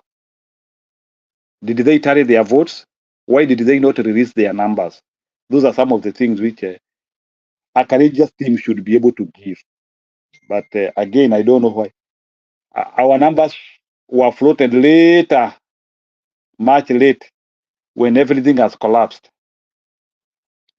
So 2027, kama tunaenda uchaguzi, if that is what they have decided, tujihesabie kura yetu. And for your information, as long as those votes you are receiving them from authentic data sources. Now, and there is something which I always ask myself, Bwana Shandizo. Why couldn't Azimio TV tally and show results online according to how they are receiving those things based on their figures of agents? They don't need to announce, but to me, I think we were not serious. Hata kama ni Azimio site to Azimio, whoever political parties zile zina participate kwa uchaguzi, why can't they post the data they are receiving in their website in real time, na wakuwe na kitu inaonyesha vile results inaenda? So wacha kukuwe na dispute ya what the political parties are having and what Chebukati is having, and now we start now saying we have to correct that information. So to me, I think kuna zile our political parties are lazy. Let me put that one clearly. Our political parties are lazy and they don't do their due diligence properly. Wao wanangojea tu because wameambiwa tu Chebukati ndiye anatangaza uchaguzi, wao tu wako hapo tu kungojea. They don't have data. During election you cannot have data 3 weeks after election. You need to have data that night. And if as a political party you cannot have data that night, you have no business of vying. So you should sponsor things which will make sure that, which will ensure that you will have credible information that night. So to me, that is a problem I'm having. So unless Azimio now starts or any other political party which will go to the next presidential election, unless I see such a robust system, I'm not boarding anywhere. Because Bwana Shandizo, saa zingine we are supporting things and in the apex there watu wetu ni kama hawana plan. I'm saying it here very soon. Elections are winnable. Na nitasema hapa tena. Elections are winnable. It is not that these people are too huge, they cannot be gotten out of power. They can be gotten out of power and elections are winnable. Small concept, you can do it. But you need numbers. So moving forward, this is an advice. Kama watu wa Azimio wanatusikiliza hapa, and any other political party which want to take what I'm saying here as something which they can implement. I'm not intending to vie for presidency now. So, but if I will ever vie for presidency in the future, these are some of the things I can use. But the truth of the matter is that it was so unfair that at that midnight, we had no data from Azimio. Bwana Shandizo. And na mtu asianzie kuniambia ni story ya IBC hapa. It is so unfair that hiyo siku ya uchaguzi all the major political parties which were vying, apart from UDA, which maybe IBC was working on their behalf. So you don't expect UDA to have data. Na wao wanajua data yao inatoka wapi. But Azimio and some other political, including Wajakoya, they needed to have a system which could have shown at what level. So na Shandizo, hili kitu nataka to discuss hapa. At the midnight of that election, was Azimio aware of the votes they have? I'm just asking you. The midnight ya hiyo uchaguzi, Azimio walikuwa na idea of how many votes they have nationally? I don't know because I was not sure that night. Are you an Azimio supporter? Yeah. How comes you don't know? It wasn't updated on the WhatsApp group. Because we were working with the rumors now. No, my friend, so that's why I'm now trying to tell you now. That is the means now. The people we were following, there was a joke. There was a joke. Either our IT experts, I'm a what? It's unfair. Let me tell you, in a presidential election, don't wait to be declared when you don't have data from the ground. Credible data, and you can have it, by the way. You just channel your resources properly. Make sure you have that data. You have your own database, and that database, you are putting it online to your people. Hiyo ni kitu sasa, I'm putting it there. So nyinyi watu kama, if there is any election in 2027, you need a live stream from the major political party which is opposing the government, which is showing the tally of the results as they have in real time. If we cannot invest on that, forget that election. And that has been the mistake which we always make all the time. Waiting for magic when already IBC is aware of you. These things are planned and they can be planned correctly. So Shandizo, moving forward, we need a live stream from Azimio. And if they are not going to do a live stream, as a major opposing party, I'm just talking because I'm just saying, as a major opposing party, you need data. Even if you decide to go to the Supreme Court, you can even decide to oppose the information which is coming there using the right streaming which we were having. But I don't know. I have followed many elections in the Western countries. Go and look at the political parties which win the elections.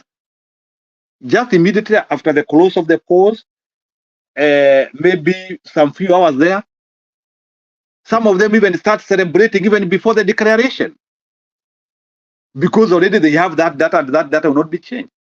But when as a major political party, you don't have your own data, which if there is no foreplay, if there is no foreplay, not foreplay, I mean, sorry. If there is no foreplay, ama mchezo mbaya, those data should be interrelated. What you are having and what IBC is having should be the same because the data source is the same. So you can even have dispute. Munaweza sema this returning form from Ronyenjes or this returning form from Kacheriba is not what we have. But we have to, I think you people, we have to invest on the data. It's a problem. It's a problem in our major political parties. So it is something I have put outside there. 2027 or whichever the day election will be done, they are winnable. But they are only winnable if you are smart, strategic, and conceptual. Otherwise, wimbo tu itakuwa tu ile ile tu. For your information, 2022 was winnable, easy winnable. Whether, even if even if sijui kwa nini, I don't know what due diligence is trying to tell me, but you can write more. Sikukuelewa sana. Even if in like 2022 whether kulikuwa na wizi wa kula ama hakukuwa nayo, Azimio was supposed to be at a place whereby they could verify that data. Hata kama kuna discrepancies, they should be able to put us in a place whereby they can tell us. And this is not something I can forgive them. Whoever, and that's why saa zingine muliweka watu in the election board who are not serious. Sasa watu wameenda. Election, I want the people who are managing the election come 2027 or whichever the day the elections are going to be. I want to see people having proper data. For your information, that is what you owe a voter. What you owe a voter is counting of data, and is data to be counted correctly. So this idea whereby a voter has diligently gone to the polling station and you are telling him that his vote was not counted properly, you are also defranchising that voter who diligently lost his day for you. So that is not something which even Azimio or any political party can start taking people for the rounds. This idea whereby we are taking voters as a ride, as joyriders, wanaenda wanapiga kura and their legitimate vote is not counted properly is wrong.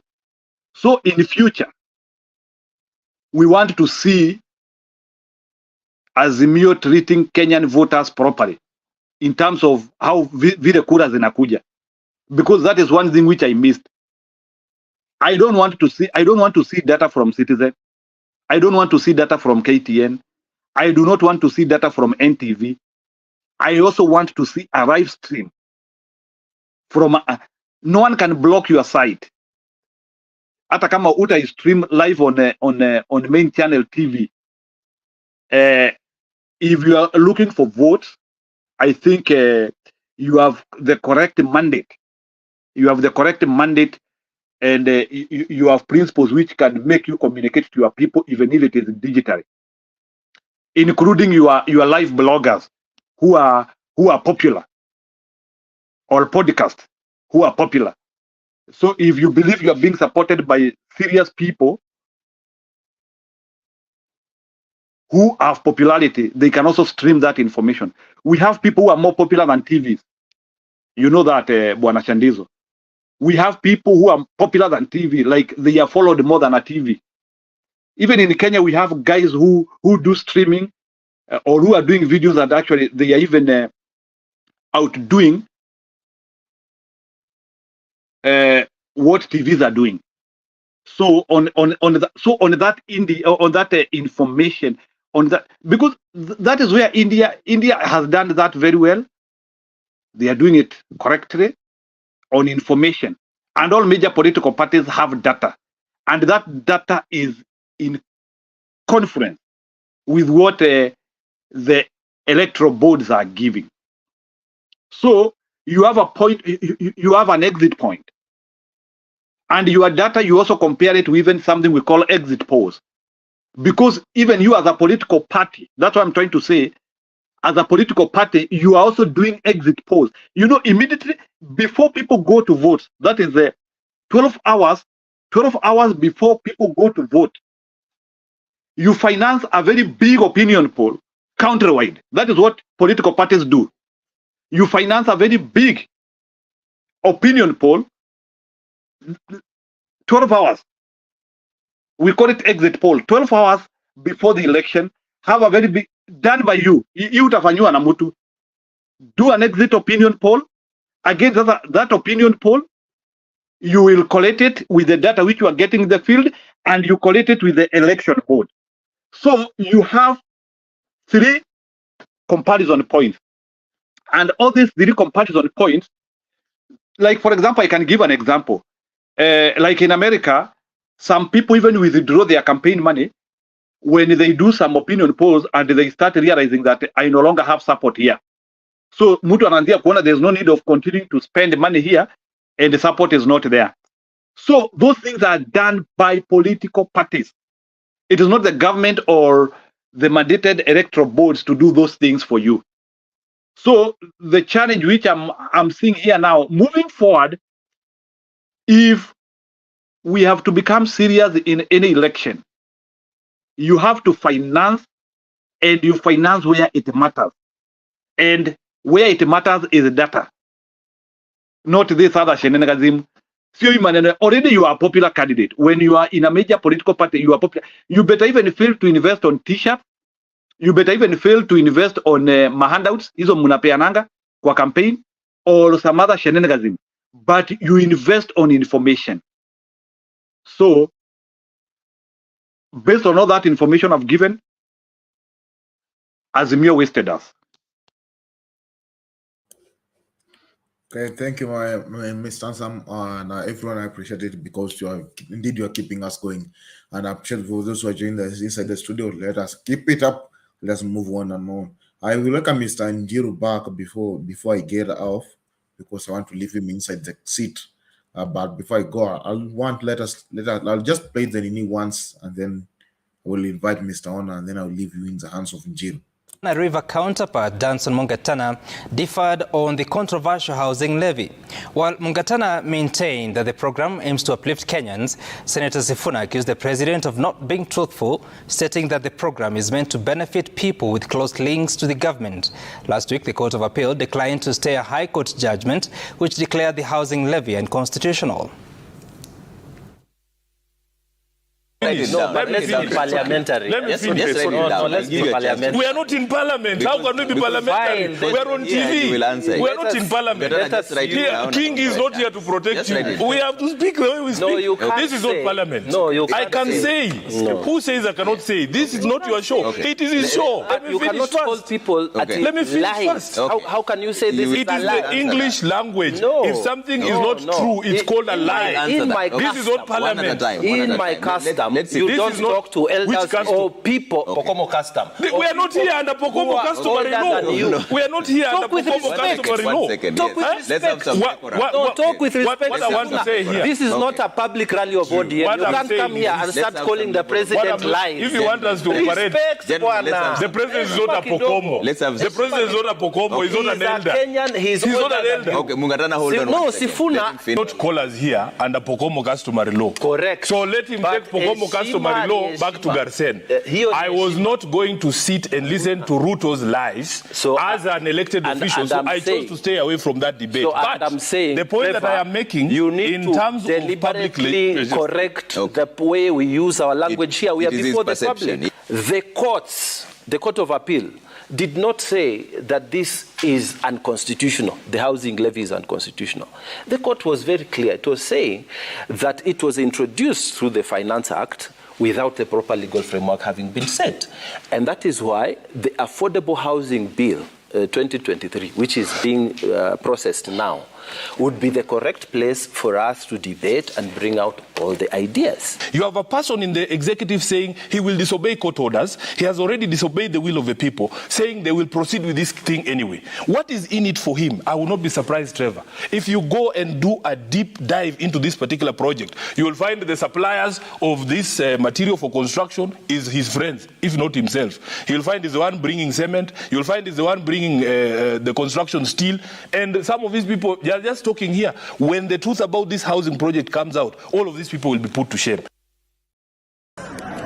Ambaye ni rafiki yangu, najua rais watu wanafikiri sisi sio rafiki. Tumetembea na rais muda mrefu sana. Na ujumbe wako wote kiongozwa na Papa wa Roma, kijana wetu wa hapa, na gavana wetu. Karibu Bungoma. Na nashukuru umekuja tutatue maneno ya Bungoma.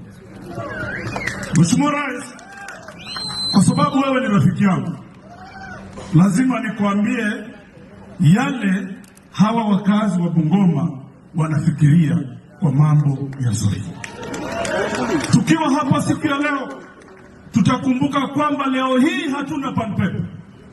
kwa sababu mambo ilianza kimchezo, pale pepa ikaenda. Tukiwa hapa rais, hatuna viwanda vyovyote, macho moja imebaki ni Nzioa Sugar Company. Itakumbuka kwamba Mheshimiwa Rais, ulipata kura mingi sana hapa Bungoma, na ni kwa sababu wewe ulikuja ukatoa mkataba ukasema, mimi nikikuwa rais wa Kenya nitafanya mambo matatu. Jambo la kwanza, nitalete factory kwa siku 100. Jambo la pili, nitalipa pesa ya wakulima wote. Jambo la tatu, nitalipa pesa ya wafanyikazi. Mheshimiwa, tukiwa hapa Bungoma leo, tunakuomba wewe uyatekeleze hayo mambo ya tatu ulioambia watu wa Bungoma. Hii Nzioa ni kizungumkuti, Mheshimiwa Rais, kwa mambo ya wakazi wa hapa. Mtu asikudanganye. Hawa marafiki zetu wakuambie ukweli, wananchi hawataki kiwanda cha Nzioa kiuzwe. Kwa heshima zote Mheshimiwa, utufikie sisi vilio, usikie vilio vya watu wako, vilio vya wanyonge. Leasing, privatization, selling, watu wanasema pawe. Asanteni sana na Mungu awabariki. Nivo kuko lala, natumai umeona. Natumai Mr. Hona ameona na pia Mr. Handsome. Before leaving the hand to Mr. Handsome, I welcome Mr. Hona to begin with Mr. Hona as we roll down.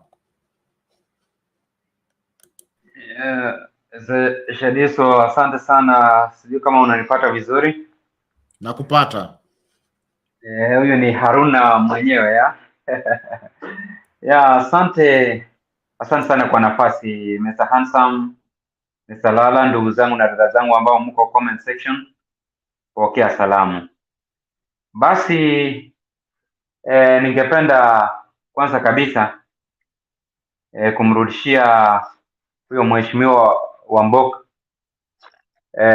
kumrudishia shukrani sana kwa vile alizungumza ukweli kabisa. Na ndio naona kabisa, by the way, wakati umemake peace na watu wako pale kwa ground, hata usoeva aje akiwa anatembea juu ya mawingu, utamwambia peupe. Kwa sababu unajua kama ingekuwa ni mtu Wamboka ni kana kwamba ground asikizana na watu wake vizuri, ungeona the likes of Varuk maybe wakienda kumnyang'anya mic na ground isifanye chochote. Bali kwa vile ground watu pale mashinani walisikia, wanasikianga sauti ya mchungaji wao ambaye ni Wamboka, then kutoka hapo the likes of Varuk waliingisha baridi, then kutoka hapo ndio unaona their area MP in fact ali execute his point bila kupewa interruption yoyote, na point ikafika nyumbani kuwa Nzioa Sugar isifanye nini, isiuzwe. That is in fact mambo ya privatization ni mbaya sana, cause sheria haijawekwa vizuri kuwa kutakuwa na uwazi. Hata ukitaka kuprivatize any parastatal, ni nani huyo ambaye atafanya nini, atakuja kuinunua. Na ukiangalia pale pale Bungoma mahali walikuwa wakaaji wa huko, hawajashindwa kufanya nini, hawajashindwa Quran hicho kiwanda cha Nzioa. Ni hii upuzi tu yenye inakuanga kuwa serikali inaachilia sukari inatoka nje. Sasa sukari ikitoka nje, hii sukari yenye inatengenezwa locally, kunakuwa na mkwaruzano kwa market. Sasa unapata kuwa wananchi wale ambao wanapeleka these raw materials, ambao wanapeleka sukari yao, kama ni Mumia Sugar, kama ni Nzioa Sugar Company, hawapati dhamani ya pesa zao. Lakini kama kungekuwa tunasema kuwa Kenya tuko na viwanda vya kuunda sukari kiwango fulani, hizo viwanda zipewe nafasi ya kufanya nini, ya kutengeneza sukari na wauze hapa Kenya. Then kutoka hapo, kama kutakuwa na deficit, kama kutakuwa na kiasi ambayo haitakuwa imetosha, then watu wanaweza ambiwa kimbia Uganda ama kimbia TZ, mahali sukari iko, at least ufanye nini, ununue. Lakini baada ya kupatia kwanza Wakenya ambao ama zile viwanda ambazo ziko nafasi ya kuuza sukari yao kwa Wakenya, alafu at the same time wakati unapopeana hivyo, nchi ambayo inaendelea uwanga inajaribu siku zote kureduce mambo ya imports na kuexport more. Kuna nchi katika hii Afrika unapata kuwa maybe North Africa, the likes of Algeria, Morocco, huenda hawana nini, hawakuzi sukari. Lakini sisi hapa Kenya tuko na mashamba mazuri, tuko na rainfall, tuko na manpower. Tunaweza amua kuangalia zile mashamba ambazo hazijakuwa utilized, tuende tupande miwa pale, tusage, tu package hiyo sukari yetu, then kutoka hapo tuende tuuze kwa zile nchi ambazo hawakuzi sukari. Na katika hiyo harakati utapata kuwa tumepata hizo madollars ama foreign exchange, na tutakuwa Mr. Wamboka anamrudishia shukrani sana kwa sababu alizungumza ukweli kwa the regime ambayo iko sasa hivi. Halafu jambo lingine ningependa kusema kuwa hakika Mr. Handsome 2022 wanaazimio, kuna vile hata sisi tulifail. Kama hakika mtu umeregister kama kupiga, kama wewe mpiga kura, in fact kama wewe si mgonjwa, sioni ama uko mbali ama uko out of the country na mahali huko hakuna vile unaweza enda upige kura kwa embassy. It is hapo inaeleweka kura yako isipo count. Lakini wewe ni mtu mzima, Mungu amekupatia afya mzuri, uchaguzi ndio huu umeitishwa na unaamua ku stay away. Kama sasa hii ya 2022, hata kama ndio William Samoei Ruto aliiba, uliona ilimchukua how many days ilimchukua Chepkati kufanya cooking? 2 many days. Lakini kama Wakenya wote tu wenye wako under azimio wangejitokeza wasema kuwa hakika we need change, na hiyo change haiwezi letwa na mdomo, haiwezi letwa na mimi kutafuta kiti mzuri ambayo iko warm then ni warm my makalio kwa nyumba. Change haiwezi kuja namna hiyo, ni wewe ujitokeze, because it is just only one day after a span of 5 years, yani kusacrifice yourself uwezi. So kama wanaazimio wote wala ambao walikuwa wamebai to ideologies zenye baba alikuwa amepeana. That is the 10-point agenda. William Samoei Ruto angeenda nyumbani akiwa amekauka, but now wakati watu walikuwa mtu tu anapiga mdomo anasema baba atashinda tu, na wewe unakaa nyumbani, na wewe ni mtu wa ODM, na wewe ni mwanaazimio, just only 200. Nakwambia William Samoei Ruto angejaribu kutafuta kura za kuadd ikosekane kabisa, kama hakika wanaazimio wote wangejitokeza waende wapige kura. Because 200,000 huwezi ukaniambia kuwa wanaazimio wale wenye hawakupiga kura hawange tilt hiyo nini. Hata maybe tungeenda rano kwa sababu hiyo nini ingefanya hata huyu jamaa ajaribu kuimake iwe 50+1 angefika kwa hizo mapoint. So it is high time, please, kama wewe umeamua kufollow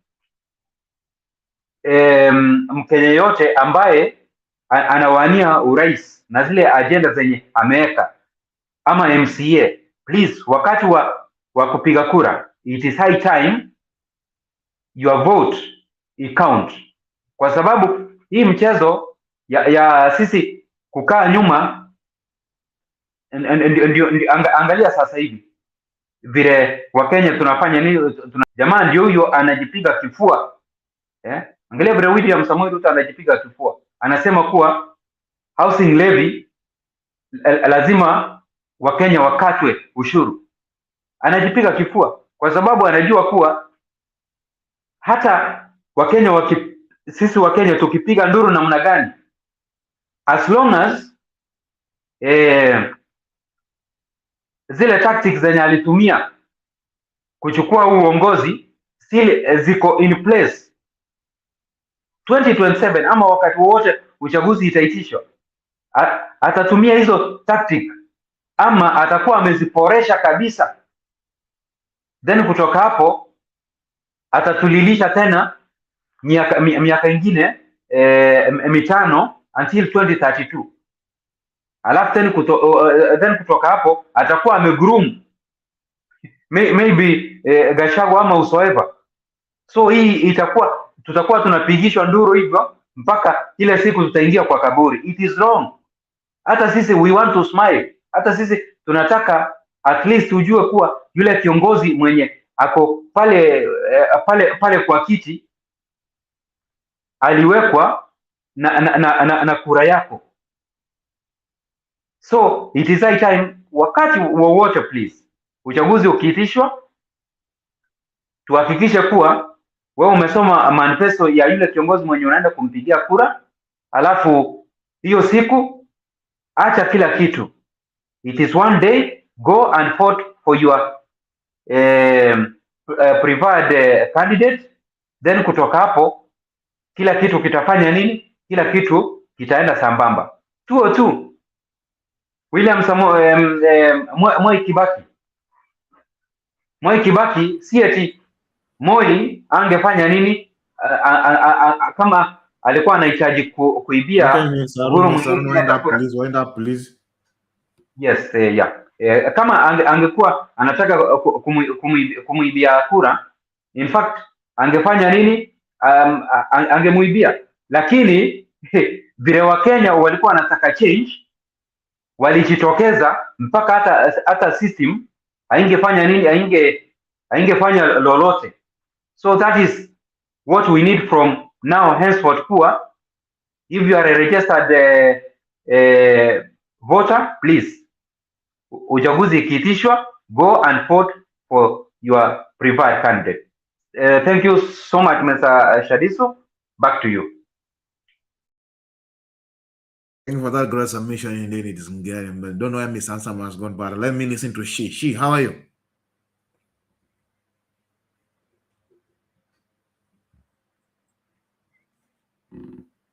She unmute. Hi guys. Hi. Hi Shadizo and Mr. Agri 2024. Mr. Haron. I'm here to report that I'm looking for a laptop. If you have one, maybe you guys can lend me, because I need to press on 1, 2, 3, 4, and I need to earn some dollars after pressing my laptop.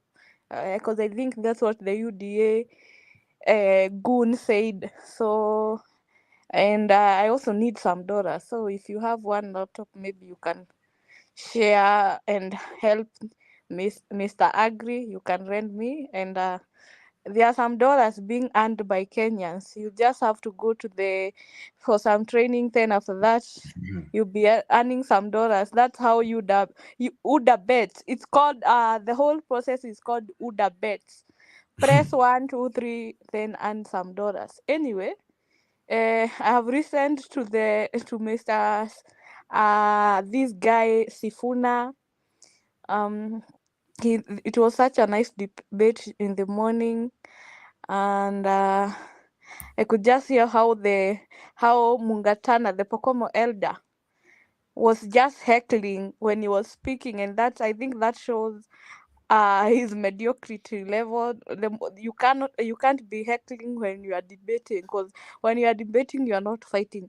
You can you can disagree with someone, but you don't have to heckle them when they are giving their points. So that's UDA for you. When we tell them their president is a liar, they don't want to be told he's a liar. So I don't know whether they want to call him a messiah, and he's a liar. So you can this UDA is a cult. There is no way, if you are just a normal person and you cannot see Ruto rise, and we keep on saying Ruto rise all the time, and that is his nature. He will never change. It's very unfortunate that we have leaders who are affiliates of UDA, but they still believe that Ruto has a plan, which I don't know which plan. But for me, what I know is that the plan is to kill the Kenyan economy and make everyone to go bottom. I think now I didn't know the meaning of bottom up, but now I understand that the meaning of bottom up is making everything in Kenya and everyone to go bottom. That's the whole thing. Whole thing about bottom up, and also the only thing I think Ruto has ever said the truth is that there will be no money to steal, and true to his words, I think that's the only the only thing that he's never told lies, because right now there is no money, and so the thieves have stolen, so there is no money to steal. They've taken all the money to their homes, so we are in deep problem, Shadizo.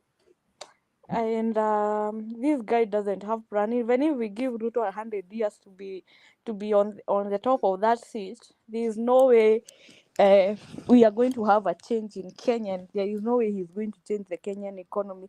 It's upon us to do something, to just not sit down. I like how the West African countries come wanatoanga mapresident wao, hata kama sometimes the western are involved. I like how they don't give a damn when it comes to just sending away these the leaders that they don't want. I read somewhere that today Wetangula have moved to Supreme Court to defend affordable housing deductions and to seek orders to allow the government to continue collecting the money. That is the housing levy.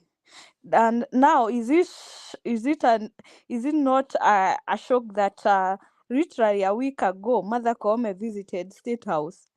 And I'm not saying the two incidents are related, but why is the parliament moving to court to defend an executive tax collection?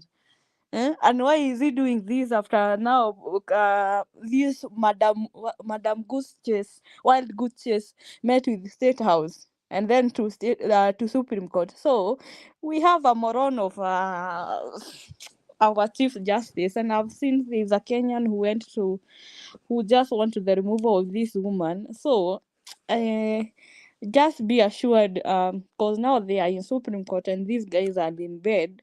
What they wanted, they've been given. The housing tax, they will upheld it, and there will be no that haitakuwa ati sasa Kenyans we are safe. When it comes to the judiciary, we are having at this time with this woman being the president wa Supreme Court, expect no justice from Kenyans. She will always side with the executive. Also, in other news, I've seen that hii kampuni inajitanga Tropical Brand. I think it's in industrial area or something. I don't know. Nimeona wamefunga and now they are going to Tanzania. Wamefunga. Oh my God. Now Kenyans have to lose their jobs. They have to look for a way to feed their families. There is no money. And now nimeona pia Jumia wamefunga. No one, not even Jumia could survive in this Zakayo's economy, and expect so many of them. They are running away from Kenya. They're going to Tanzania. And I think if I held one of my companies here in Kenya, I would do the same. We are on our own. We are on our own. On other news, I've seen this idea my friend sent me, and I had said it the other day here that Ruto's IDs have an expiry date of 10 years. So if you get an ID right now, it will they are giving you an expiry date. I don't know when a national ID from a citizen of any country, whether it's Tanzania or Kenya, has an expiry date.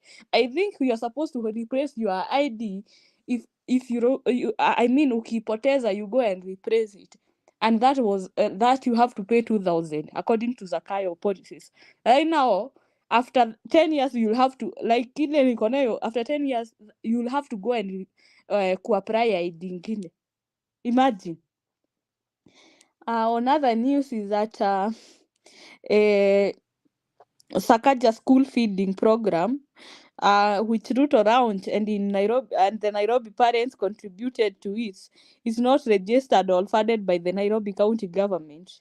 The employees of those kitchens are not even employed by the NCG. So, your guess is good as mine, and it's very unfortunate that when it was being launched, you remember Sakaja was crying. These people are charlatans. They are just conning Kenyans. It's not even registered or funded by the Nairobi County government. This is just a campaign theory ya kudanganya watu, so that he will be re-elected again in 2027. And there is nothing good he's going to do in Nairobi. There is no one who is associated with UDA that will do anything that is meaningful to Kenyans. People are going to regret. And it's very unfortunate that sometimes you find some other people, like 2 or 3, saying that let's give Ruto time, let's give this UDA time. Time to do what? Time to do what? The most agitating thing is that some of these people have not even opened up. Like they are still in the UDA wet dreams. I would call it wet dreams. Anyway, in other news is that Uhuru left the dollar trading at 119 shillings, and coffee farmers were getting a high of 120 shillings per kilo. Now, say dollar iko 167 shillings in the market, and also coffee farmers from Nyeri, from Kiambu, from Murang'a, they are being paid 40 shillings. Coffee traders. Is that not witchcraft? Anyway, I'm happy for what these people from this other region are experiencing. Those farmers who are promised heaven, who are told that they are going to be paid coffee at 1 kg coffee, watakuwa nalipwa ati na over 250. I'm happy. I'm very happy for the predicaments that has befallen them, because next time we want people who will be voting with their brains. They will not be voting via emotions. They will not be voting because of tribe. They will not be voting because of hatred. They will be voting because they agree with the policies with that person who is vying for the seat, whether it's an MCA, whether it's the president, whether it's the governor. You are voting for the policies because you agree with them. You are not voting because of being tribal, because of the hatred, and because of the because of this wind ya kukua ati hii ni chama ya fulani, ama unapigia mtu kura because you think they are going to help you when they get there. Anyway, I don't have much to say. As I wind up, there's this girl I've seen. There's a friend of mine called Kehuria alikuwa ameweka kwa status. She's called Kare Mikel, and she was selling, unakumbuka ile mafuta ya ile ilikuwa inaambiwa edible oil, ile wenye walisema it's not even fit for human consumption, and she had written something in her Facebook account, and she was saying in case you want to a minimum of 5,000 jerrycans and above, you contact her. And she had hidden hiyo picha ya hapo ya hiyo mafuta, but when people the DCI wa Facebook, they unveiled that it's the same edible oil that was told by the CAP that is unfit for human consumption. And this Karemi works for Rinturi. She works in Rinturi office. So you can imagine the kind of corruption, theft. Mmeona mpaka tumekuwa na cases, tumeona I think they stole over 106 million I saw yesterday. So we are on our own. How come such a person who is not doing business and she just works in her office as a secretary, she's telling people to, if they want to buy over 500,000 jerrycans of oil, from where? Where did she get it from? And she works for Inturi. You guys, I will finish by saying this. These guys just wanted to be in power. They just wanted names. They just want this. I would say they are also a punishment for Kenyans, and they just want to enrich themselves with our taxes and to destroy our economy. Once the Kenyan economy is done, these guys can even go abroad na watoke Kenya. They really don't care. They only care about their stomachs. It's the high time we keep on calling out these guys. We need to tell them this is our country. Kenya is not owned by Ruto. Kenya is not owned by the UDA. We had the KANU, and we have had other leaders who are not even in power right now. Some are alive, some are dead. We need to get our country back. And if we want to get our country back, we won't get our country back just by coming here kuongea ni mzuri, but we have to be planning planning something. We need to go to this road. We don't have to wait for Raila. We need to think for a plan B. If these guys are going to be in power for 5 years, Kenya is gone. Tanzania, they are overtaking us. Uganda wameprefer kunini oil yao through Tanzania. We have rules. Sahi tumeruse pesa mingi sana. Na bado unasikia Ruto akisema that they have stabilized the economy. It's very, by the way, mimi simsikizangi, but it's very irritating kusikia Ruto akidanganya wamestabilize the economy na watu wanasafa, watoto hawasomi, hakuna kitu inaendelea, but they keep on lying. It's very unfortunate. Anyway, thank you guys for having me here. I'm behind the curtains. I'll be listening. Thank you, Mr. Agri. Sorry, Shadizo, a minute. Mungatana is a step brother to Njiro's uncle. Njiro's uncle is called Mondege, the senator for Embu. So you can see the kind of senators we have from UDA. You know, Mondege is Njiro's uncle. So that's why you can hear him heckling in studio when someone is giving their submissions, because they can't stand the truth and they are illiterates. That's Mr. Njiro's uncle for you. Thank you. You begin to bring problems. You don't want peace now. Be for violence. That's why Njiro has hid his face. The truth hurts. Thank you for the submission. But before I bring Mr. Never Give Up, let me welcome Njiru, and I'll leave you in the hands of Njiru. Will bring in Mr. Never Give Up. Mr. Hanson.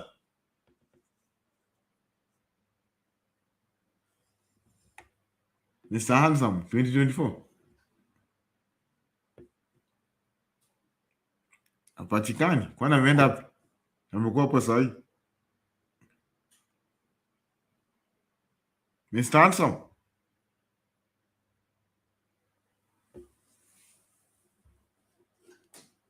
Yeah, so wait to Mr. Handsome. Let me give you the opportunity, Mr. Never Give Up.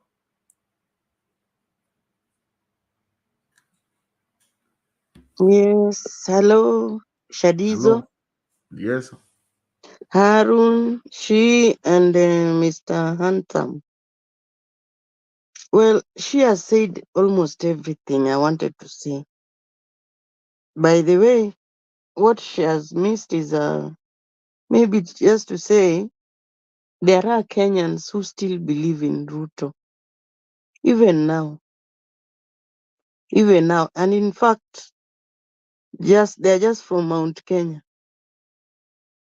Yesterday, I spoke to some of them, and they were telling me, Kwani, what is wrong? We cannot see anything wrong. Let the guy work. Let him work. That is how he works. And we argued kabisa with them. But it's like, even if we go back to the ballot, ma'am, there are still people who are going to who are going to vote for this guy in, whether we like it or not. They cannot see anything wrong with him. Or maybe they're the ones who are being paid. They are eating this money and we don't know. Hmm? As for the houses, the affordable houses are their houses. He's actually trying to build houses so that they can have rentals, a lot of rentals, just like the Mount Kenya people have. They also want to have rentals so that they be landlords. That is what is happening. And that's why he's fighting for them. He's fighting tooth and nail. They just have to be built. Just like you have said, tenders were given out. These tenders they have given them amongst themselves. So these houses have to be built with our money. And then we are told to buy, of which they know we cannot buy. The houses are theirs. Even if they are to be bought, they are the ones who are going to buy these houses again. Hmm? So we are like, what I can say, we are being used. We are just being used like toilet paper and thrown away. Ruto does not want to help Kenyans in any way. Whatever we are saying, we are just talking here. Even this police, even if you say we go to the streets, we go to riot, we riot what? We are going to be beaten, we are going to be killed. Hmm? We cannot do anything. Even if we are going to vote, they are still going to vote him in. Even now, Martha Koome has been threatened with somebody to go to the court. To say that he wants to remove her. That is just threatening so that she can do things the way they want. And indeed, she's going to do what they want. Hmm? If Martha had her brains, she would just say, this guy is unfit to lead, straight. They just sit and just say it's an urgent meeting. This guy is unfit to lead. He should be leaving the presidency. Eh? We made a mistake. It is not wrong to say it's not new. It's not too late. It's never too late. Hmm? This guy, you have just seen, Mr. Ruto, he's saying he is defying the court orders. Eh? Which president talks like that? He's the one who said courts are supreme. What is he doing now? What is he doing? He's still taking people's civil servants' money. This is wrong. Where are we heading to really? Eh? Companies are closing. They are closing. And about Eurobond, if it gets paid, maybe I understand they want to push it to June, not April, the way I heard. But if they pay once, that is when you'll know Kenya is broke. Hmm? We are waiting for it. We are waiting. But he knows where he took that money. He knows where he took the Eurobond money. Hmm? This guy is not out to lead. He's not out to lead at all. He's not leading anybody. He wants us to go down to our knees, kabisa. We will be finished completely. He doesn't even care. Companies are leaving, but he doesn't care. You go, you go. Hmm? This guy does not know what he's doing. He's not a leader. He's a dictator. It is coming out clearly. And I don't know where these people come from. Those people who are shouting wherever he is going. He's talking to them. Ama ni hivyo, ama ni hivyo. Ama tunasikilizana jamani. Then with the low tone, he starts laughing. What is that? What is that? He's laughing at us. He's laughing the way we are stupid. Kenyans cannot talk. We can't talk. And by the way, you can never talk in front of a president. Whatever he talks until he goes away. Nobody can ever reply a president. That's what he knows. Hmm? So I only wonder why people still go there to surround him. They should just leave him like the Nyeri people did. You don't care. You are outside. You mind your own business. Eh? Why do people go to surround him? Eh? We are still given money, and then you go sit down around there, stand looking at him. He talks, and then he leaves. Why do you go there to surround him? Why? Eh? Why? Surely Kenyans, actually, we are doomed. We are doomed. Hmm? Police are with him.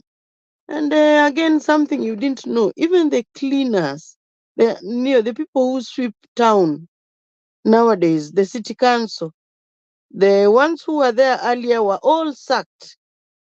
We have his tribe. His tribes are there, his tribesmen. They are the ones sweeping Nairobi. Very early in the morning, they are there sweeping Nairobi. And in all those buildings, whenever any building you enter, you find his tribe. They are the ones writing for you. Where are you going? Which floor? Here is the book you write. Those these securicos, all of them are just many of them, even in Kisumu. I've even gone to Kisumu. Those buildings, parastatals, almost all by the gate. You just get their Kalenjins. They're the ones writing your name, you enter. Plus the cleaners. They have overtaken everything. That's what he wanted.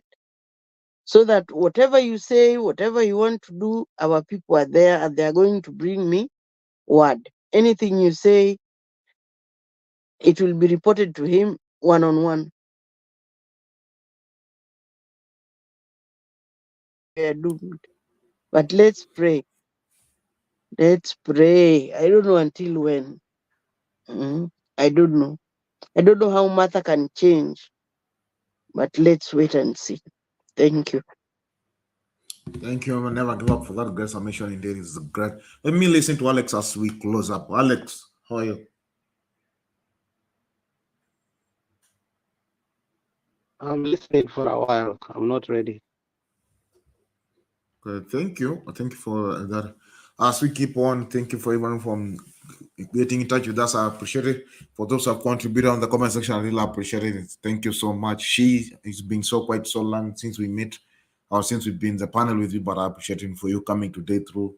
I appreciate Mr. Harun, and also appreciate Mr. Handsome 2024. I needed to leave you inside in the hands of Mr. Handsome 2024, but it seems that it's nowhere to be seen. Mr. Handsome. But before I can Mr. Handsome, let me play this video and then we listen to the leader of Kenya. Huyu Chikati akijenga hiyo ICT hub, mimi nitahakikisha iko kompyuta na nitahakikisha iko internet, na nimepanga ajira ya hawa vijana kufanya hiyo kazi. Nyinyi vijana wa hapa, kazi yenu ni mbili: kuwapia huko kufundishwa na kufinya kompyuta na uweke pesa ya dola kwa mfuko yako. Wewe utashindwa kufinya kompyuta ndio upate pesa?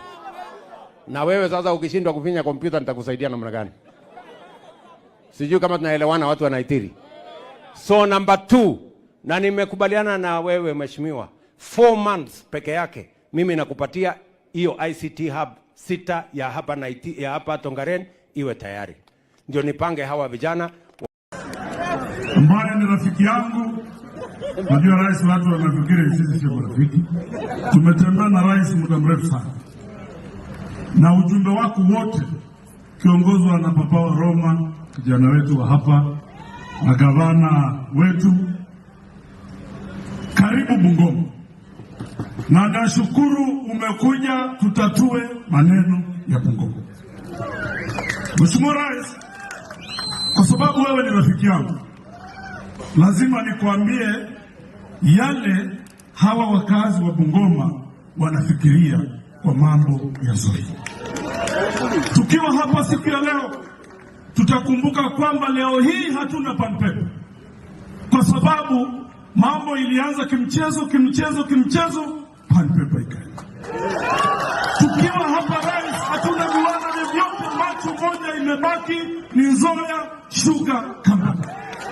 Itakumbuka kwamba Mheshimiwa Rais, ulipata kura mingi sana hapa Bungoma, na ni kwa sababu wewe ulikuja ukatoa mkataba ukasema, mimi nikikuwa rais wa Kenya nitafanya mambo matatu.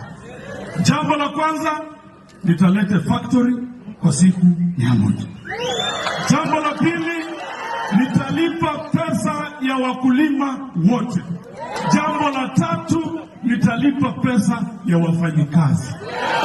Mheshimiwa, tukiwa hapa Bungoma leo, tunakuomba wewe uyatekeleze hayo mambo ya tatu ulioambia watu wa Bungoma. Hii Nzioa ni kizungumkuti, Mheshimiwa Rais, kwa mambo ya wakazi wa hapa. Mtu asikudanganye. Hawa marafiki zetu wakuambia ukweli, wananchi hawataki kiwanda cha Nzioa kiuzwe. Kwa heshima zote Mheshimiwa, utusikie sisi vilio, usikie vilio vya watu wako, vilio vya wanyonge. Leasing, privatization, selling, watu wanasema tawe. Asanteni sana na Mungu ambariki. I want Alex to begin from there, and then we will continue. Mr. Njiru is back. Mr. Njiru, I'm leaving these people in your hands. Shadizo, Yes. I wanted to tell you. Hello? Yes. I wanted to say, you've seen how Kenyans are just quiet and listening to Ruto, still lying to them about the laptops. They're just listening like zombies. They just look at him. Honestly, there's nothing they can do. Kenyans cannot even talk. People have been hired there to come and say yes, yes, yes, but the rest are just quiet because you're just wondering, who is this? Is this a cartoon? Is he on his campaign trail? I mean, when will these laptops ever come? When? They're the ones he lied to the children when they entered. That was in 2013. He lied. To date, even the kids have finished school. He's still coming to lie to them about laptops again. This guy, Aki, I don't know what to say, but it's so sad. We are sad. We're in a very sad situation. We don't know what to do, but God is there. Okay. Wacha nichukulia. Shadizo, a minute, Njiru. Yes, she. A minute. He was in Tongaren akisema hiyo mambo ya laptop. So I can only believe Yesu wa Tongaren, but I also want those people from Tongaren to tell me why did they allow Jesus aoe na akapata watoto. Juu mimi najua Yesu hafai kuoa. So why is it that Yesu wa Tongaren alioa na akakuwa na watoto? Anyway, I would rather believe Yesu wa Tongaren. Sasa, he said that we want to have 200 to 300 youths working in the ICT hubs in every ward. The youth have 2 jobs to appear at the ICT hubs for training and then just click on the computer to get $. Na akawauliza, is that difficult? If you can't do that, how do you want me to help you? Now, Ruto is tired and clueless. His draconian policies have killed almost 300,000 jobs in the last 16 months, right? But he's muttering incoherence and blaming Kenyans for his incompetence. And people still believe whatever he's saying is the truth. Now, another point I had forgotten, you remember the chicken is coming home to roast. Huyu Martha Koome, after Ruto started by firing DCI boss George Kinoti, and Ruto is not done with purging Meru professionals from the government. His gun, and I believe he's behind this, 50-50, is now target Chief Justice Martha Koome. And this is after Martha Koome, after Martha Koome is kicked out, Ruto is going for Joe Kindongo. Koome and Joe Kindongo will of course be replaced by Akina Kips. Ni ukweli. Is the time to teach the mountains a lesson for giving Ruto a cold reception during his various policies in the mountain recently. Either way, it can be he's the one mwenye ako behind that person who is seeking the removal of the Chief Justice. Unajua vizuri sana, you know how this UDA works. But is it not? I don't expect Kenyans to have what we call public outcry kama wakati wa alikuwa naitwa nani, is it Barasa or something, yeah? We should let these guys fight. Koome went to Meru after delivering the petition election 2022, and she said that she said that it's a God. It was her judgment came from God, came from heaven, and UDA is a God-chosen government. Whether because I believe some of UDA people, leaders, those guys from UDA might be behind her petition, the petition yake ya kumtoa ofisi. However, I don't, and this is why sometimes I disagree with Raila. I love him so much, but sometimes nasikianga kama sisi wafuasi wake, sometimes anatulet down. You will hear him saying, hey, you should not chase. Hapana, baba asimame side moja. Watu wapigane warimane kama bullfighters wa huko Bungoma. We should let these people to think. Wakitaka kutoana nguo, let Koome be on her own. Those judges, they were given money, they were compromised to give to deliver whatever they wanted to deliver to the UDA government. So Raila asiingilie, na kama anasikilanga ama kuna mtu anaongeanga na yeye hapa amwambie hiyo story asiingilia, awachane na wao. Uliona juzi kumekuwa na hiyo mambo ya judiciary, Ruto started attacking the judiciary, then Raila anawaambia waachane na judiciary. No, we let them be. As you Raila, you are bad, so sleep on it. Anyway, the last one mliona ama insurance ndio imepewa tenda ya SHIF, and I hope ile sasa ilikuwa NHIF ndio imepewa tenda, and this is what Kimani Ichung'wah was actualizing the bill on state capture commission. So mnyinyi mnajua ama wewe anaitwa Kimanongo ndio wamepewa tenda.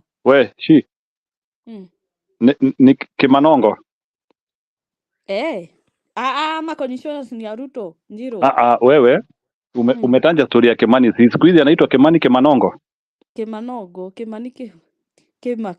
So I'm asking, when is Kimani Ichung'wah actualizing the bill on state capture commission? Because now this is a state capture.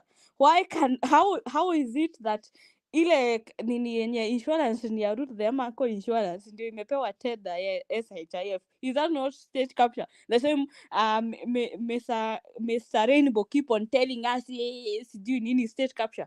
He should actualize this and commission as one of the state capture commission. Anyway, thank you. Njiro, you can say hi to your uncle. I'm here with him, Mr. Mundege. He wanted to give his submissions. Thank you, Sheikh. I'll leave you inside the hand, Mr. Handsome. Mr. Handsome, you have disappeared again.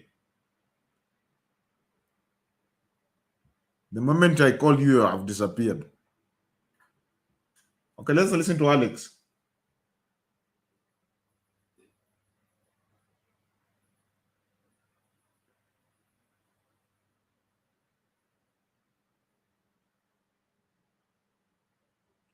Mr. Alex.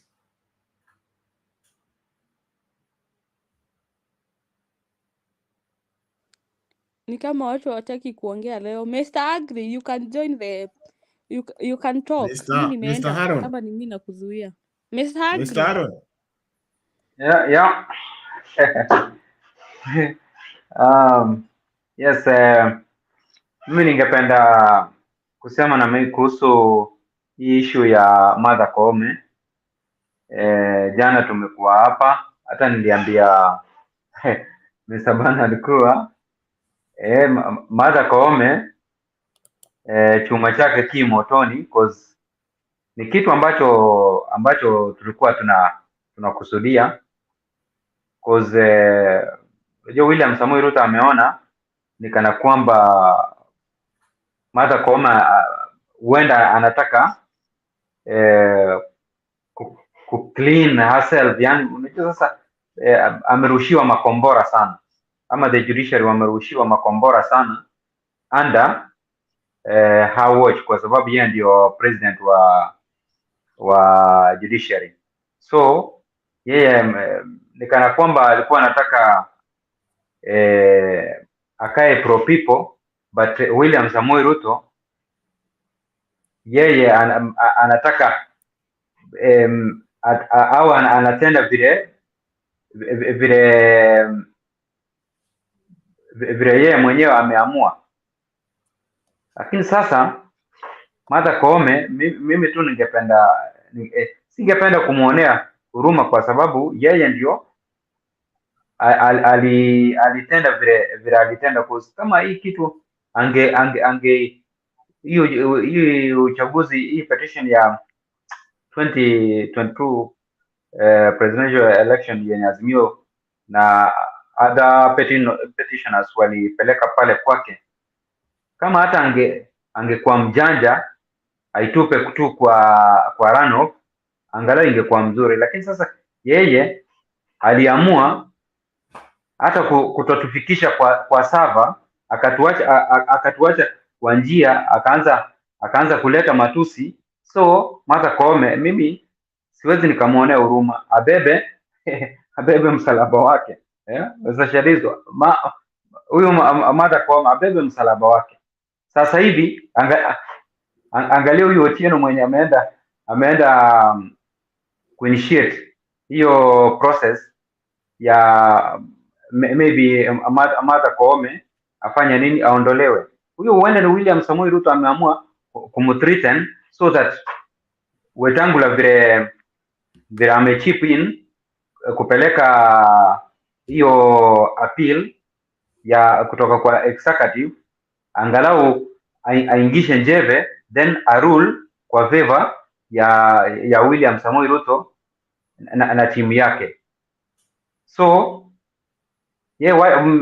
wacha tu tukae tuangalie, tuone hiyo drama vile itafanya nini, vile itaisha. But it is so sad because akirule against wa Kenya, mimi naona kutakuwa na strikes za hapa na pale, kwa sababu Wakenya wenye wanakatwa mishahara yao kugharamia hii mambo ya expensive, because hii sio cheap houses, hizi ni expensive. Reason being wakati tumeangalia hizo prices za zile nyumba ambazo zimeisha, hizo prices Wakenya wengi hawatafanya nini, hawatamudu kununua hizo manyumba, na ilari wao wamepeana pesa zao zimekatwa, na hata mashamba yao imefanya nini, imechukuliwa pasipo William Samoei Ruto kutoa pesa yake hata moja kutoa kwa mfuko, alafu anawauzia hizo nyumba more than 3 million. So wacha sisi tukae chini. Martha Koome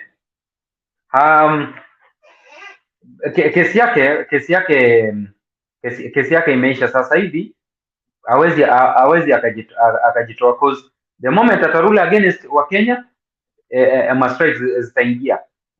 The moment atarule against yani ataenda na William Samoei Ruto wa Kenya ni strike. Akirule against William Samoei Ruto, bas William Samoei Ruto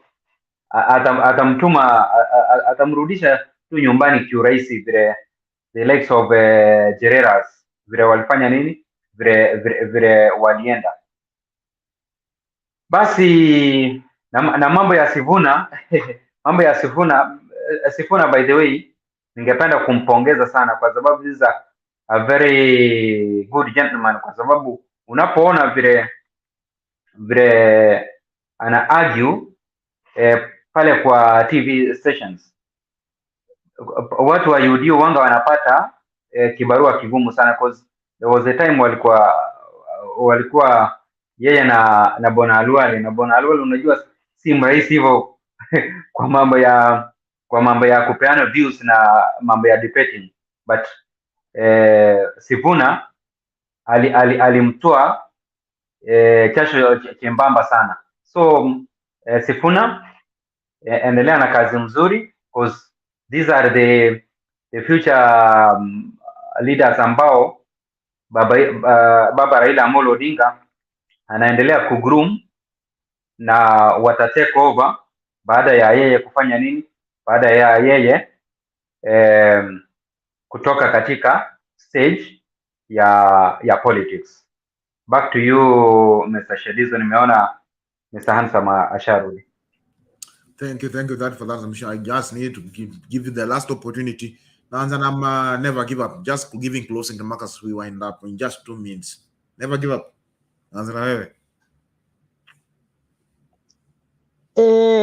Mi nilikuwa nasema tu Kenya tuko na watu wawili, 2 people. Yaani side ingine bado iko na huyu jamaa, side ingine iko kwa hii side ya kulialia, si ndio? Bado tunalialia tu, but believe me you, hata election zishikwe saizi utasikia wale bado wanaenda kumpigia kura. Tunalia, lakini wako tu katikati yetu hapa. Hata in fact kwa ninio ya Kenya Kwanza wako na wako na WhatsApp yao. Naonaga vile wanatutusi kabisa, wanatutusi, wanasema Ruto is working. Munataka afanye nini by having him with us? Unaona Kisumu inaendelea nini? Ndio bado wanaongea tu Hapa Mount Kenya niliona watu wa mahali mi huenda, huyo jamaa aliargue na mimi sana, akaniambia kwani Ruto amefanya nini? He has done nothing. He's done nothing. He is okay. Wewe mbona unaargue? Wewe fanya kazi. Kama huwezi fanya kazi basi. Yaani hawaoni hata shilingi vile naenda. Yaani they are not worried at all. Na sasa vile ameingilia Martha Koome naye vile tu Harun amesema, wacha tu akule ile alikuwa akitaka, because this guy atamtoa. Ya ukweli anaweza mtoa na mweke kando, ndiye aone ule mtu aliweka kwa kiti ni mtu aina gani. Na akishamtoa maybe ata demand zile pesa zake, atataka pesa zake Martha Koome baki hivyo hivyo. Huyu sio mtu wa huruma, hata muonea huruma hata kidogo, hata muonea huruma. Atamwambia mimi ndio nilikuweka hapo na ni mimi ndio naweza kukutoa, na atamtoa. Kwa bwana hata saizi aseme ati sijui anataka kusema Ruto didn't win sijui nini. Hiyo itakuwa ni kama kazi bure, kwa maana atasema atoki. Huyu ni mle mtu atasema atoki. Kama saizi case imesha rule, hakuna kukata pesa. Na unaona imekatwa sahi. Where are we heading to? Huyu jamaa ako there and is there to stay. Nimewambia kama watu wa kufagia, kila mtu, everybody, yoyote, hata unatembea kwa barabara unakutana tu na hiyo tribe, munaongea tena, wanaongea tu very freely lugha yao. Hata ndani ya matatu nimekuambia, he has captured everything. Hii ndio inaitwa state capture ya kweli, mnasikiaga. Ndio hii sahi, ndio hii, na hakuna kitu mtasema. Polisi wote ni hao, na wale wanataka kupelekwa Haiti. Sijui Mr. Handsome, unaweza kujaribu kujua ni kabila gani inataka kupelekwa Haiti, because amekazana na hii maneno ya Haiti sana. We want to know which tribe is going there. Ni kabila gani inaenda? Because he's out to even massacre. Hawataki, atachagua tu ile tribe anataka iende na ndio itaenda. Sisi tumeisha tu. Ni Mungu tu atujalie ashuke chini. Vile tu hiyo accident ya Meru ilimfanyikia, I wish kitu tu imfanyikie tena, imuonyeshe he can always go in any way. Mtu anaweza enda kwa njia yote ile. Maana hii ni mateso, tunateswa for nothing. Kama saizi niona sijui ni nani alikuwa akiongea, somebody was saying ati tunataka kuwa taxed hata kwa manyumba hizi nyumba tunakaa, wanataka kukuja door to door, kukatwa, kuambiwa mlipe pesa aina hii. Sasa hii pesa ni ya nini tena Hii ni pesa pesa pesa pesa, ni kama hata kufa awache Kama predecessors wengine wa mbele walishakufa na wakaenda na wakawacha hapa, hawakuzikwa naye, waliwacha kila kitu Why does he behave this way? It is so wrong. It is so wrong. Ni vile hatuna tu namna, na ati kitu ationgea ati pengine president akiongea ati tunaweza ongea pale. Huwezi ongea, tuache kujidanganyisha hapa kwa show. Ati maybe you can confront him, ati sijui mwambie sijui ati ABCD. Huwezi. Mahali anaongea muwezi ongea. Nyinyi tu ni wale, you are supposed to be told but you don't reply. We cannot talk. Hapo huwezi ataongea ati nini. Utachapwa ama ubebwe ndani ya cell. How dare you? Hauna adabu. Sasa ni vile tu Shadizo, hakuna vile tunaweza fanya. Hatuna nguvu yoyote. Polisi wote ni wake. Aliwaingiza kwa mfuko kitambo. Pesa wanachukua tu kwa barabara kiolela. Siku hizi hata hawaogopi. Hapa asubuhi mapema, polisi kila matatu inatoa tu pesa. Kuna kijana wa kuchukua hiyo pesa. Anachukua tu na wawekea, anachukua na wawekea. Hiyo ndio kazi. Hiyo inafanyika kila mahali. Na hii hao wote polisi hao wamesimama wakifanya hiyo kazi, ni hiyo tribe yake. Wako tu pale. And you can do nothing. Unaenda kuripotia nani? Not to report. It will not be effective. They'll do nothing. Ni yako inaisha tu hivyo. Sawa tu Shadizo. Thank you for that great submission. Indeed, it seems great as we close up. Appreciate for those who have been with us up to this right minute. And this time indeed was the incredible day whereby we will be rolling and winding up. But before we roll up and wind up, I'll just give you some few minutes to Alex to submit and then to close for us. How, Alex? I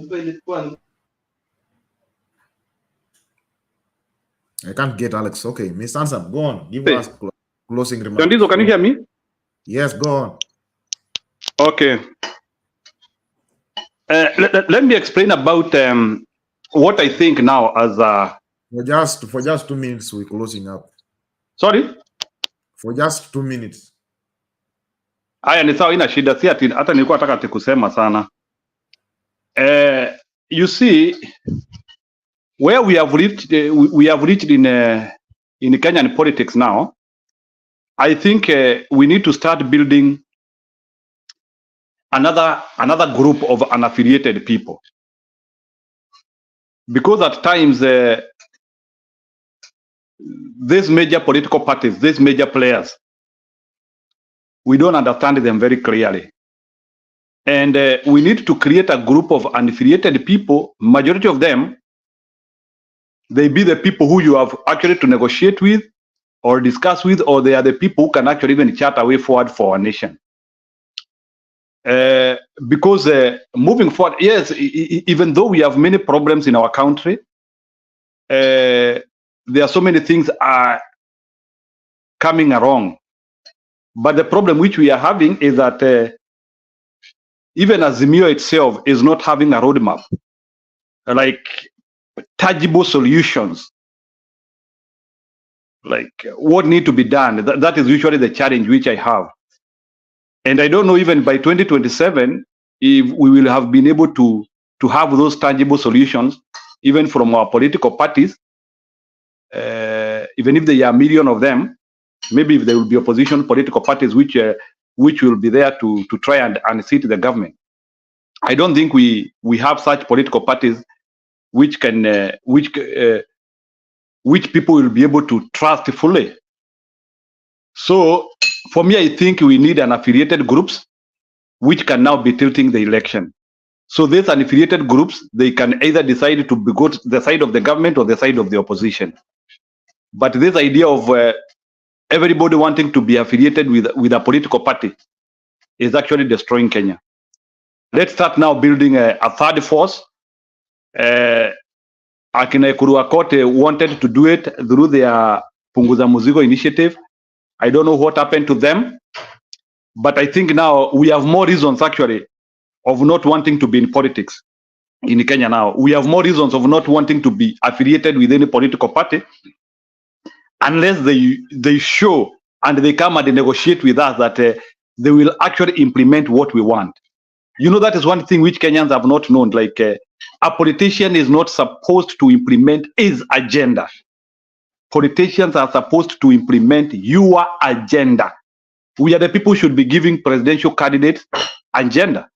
We tell them, sisi, like an affiliated party, sisi tunataka kufanyua ABCD, and we get a memorandum of understanding, such that if we go into the election and that guy does not do what we want, in the next election, we can throw our weight to another candidate.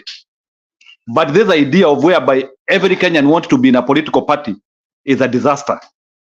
So we need a very sizable group of number whereby people should be unaffiliated, and those are the people who should actually be tilting the election. But this idea whereby people want to be in UDA, in Azimio, or whichever political party is becoming a disaster. Such that if even these two political parties can make a deal, wewe kama raia unabaki peke yako. So I think raia need defense, and the defense for raia is we need a group of close to 20 to 30% of Kenyan population, which is not very political. Like they can be like a political people. They are. It's only a group which only comes to election to tilt the election, depending with the side which at this dispensation seems it is going to be a pro-people government. And that's how you change countries. But this idea whereby we want everybody to be in a non-political party is a disaster. And for example, like the Kenyan situation, nikielezea, we have never swung power. Power has never swung. We have never transferred power because all these politicians, we don't know where they stand on principles, on many of them.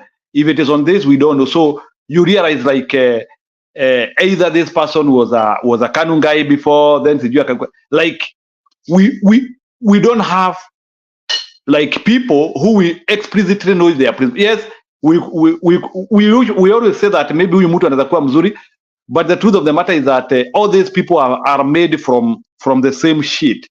That is why we are unable to move with them. So for me, I think we need a total overhaul of how we know Kenyan politics.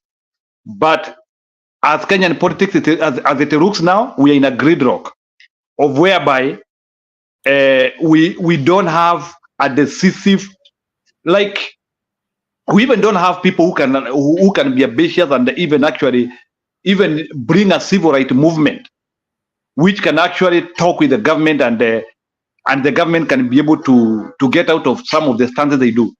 Come to think, like during the Martin Luther time, he could speak with the government and the government could a little bit become a little bit lukewarm on some of the stances which they were standing on. Come to think, like in Kenya, we have civil rights movement, we have so many other groups, but they cannot stop any executive order. They don't have power. It's a joke. It's a joke. And don't tell me that it is the constitution. I don't think why people's power in Kenya doesn't seem to work. Always you need to know that leadership, and especially presidency globally, when they realize that there is not enough strings to push them away from any agenda, the tendency of them wanting to push those agendas will always be very high. So, Bwana Shandizo, in my exit point, what I want to say is that in Kenya we have groups which are very silent, and they are supposed actually to be defending people and coming up with agendas, and even telling even the president You cannot do this or that. But where are those groups when the time when they are needed? So in other words, we don't have people who can defend people. So, and if you don't have people who can defend people, abandon the political parties, become an affiliated, reason with a political party which makes sense to you during election. Because based on all the data now, the idea, everybody seems as if he is now waiting for 2027, including Ruto himself. Whatever he is doing is a culmination of 2027. So I think silently, and I think politics in Kenya is a bit dishonest. People will never give you the true roadmap which they are using. So Sisi, we have to react on what Wadosis are saying, which is wrong. And Wadosi ni raia. So Bwana Shandizo, we are just in murky water as citizens. So all these big politicians, don't listen to them. Listen to your common mwananchi hapo. And as citizens, we can group and we come up with our own political thoughts, including even coming up with anyway. I don't know to go deep on that, but major political parties are wrong. Both of them, they are extremely wrong. They are on the wrong trajectory, and that is why Kenyans are suffering. Otherwise, if one political party was in the right direction, Kenyans could not be suffering. We can stop those policies. But the two political parties seem to be driving in the same lane. So they have to prove themselves that they are not in the same lane. Kuongea is nothing. Saying that punguza hii is nothing. But there is a way you push and agenda through the legislature. As the as MPs, why are those MPs not sponsoring motions to safeguard people if they think people are suffering? It's a joke. So for me, I think we can do a lot of service to ourselves if we start getting an affiliated and we support, we start becoming independent. To me, it's better. For me, I think being in UDA or in Azimio doesn't add weight to you. Be an affiliated during election. Respond to the party which is talking about your issues. Vote for the party which is talking about your issues, and then we will be able to create a very big group of people which can be treating the election in the best way possible. But the way things are now, we will be in jokes for another 50 years, and we will not be able to change the political narrative of Kenya. So for me, I think much needs to be done, not the way we are doing things. So maybe people might say that I'm trying to decampaign some of the political parties. So be it, if that's what I'm saying. But why should you follow a political party which is not there to solve your needs directly? Let me tell you the problems which are happening in Kenya. Azimio has no loophole to say that they are not aware of what is happening. Whether some MPs closed over to UDA, we need to see the remaining MPs fighting. And not see at Yuko Kwama TV. I don't listen to the TV. Big mouth in the TV will not help a Kenyan. The only thing which will help a Kenyan is doing registration. Yes, how Akina Sifuna, they are doing the right thing to kuongea huko Kwama TV. But I want somebody to come here and give me a registration law which Sifuna has taken to the parliament to cushion people against cost of living, but not telling me about how good he talked in the TV. We are used to Kenyan politicians speaking very nicely in the TV, especially when things are not favorable. But what are they doing in the parliament to make sure that those things are not that way? Na tuache kusema we are minority. Every time when people start saying they are minority, it's a defeat card which does not help people propagating the agenda of liberation for the people. So, and there's no in which even the civil rights movement will follow you if you have also sunk to empty rhetorics which are not helping people. Azimio is a major political party and it can show power if they have. Rather, people will not take them serious. So, for me, I would rather reason with a third force. Maybe it's not a narrative which is palatable now, but in 20 in 20 or 10 years or so, we will become a majority. We will only be reasoning with the candidates who are reasoning with us. Full stop. And we tilt the election either way. Because all what we want is people's needs being solved. We want people to go to school. We want good hospitals, good roads. We want corruption to be at minimum level. We want things to work, not the way things are now. Thank you. Thank you for that great submission. That was great, and I appreciate for everyone who has been with us up to this minute. And this was an incredible show. Thank you. Let us meet tomorrow, the same time, the same place.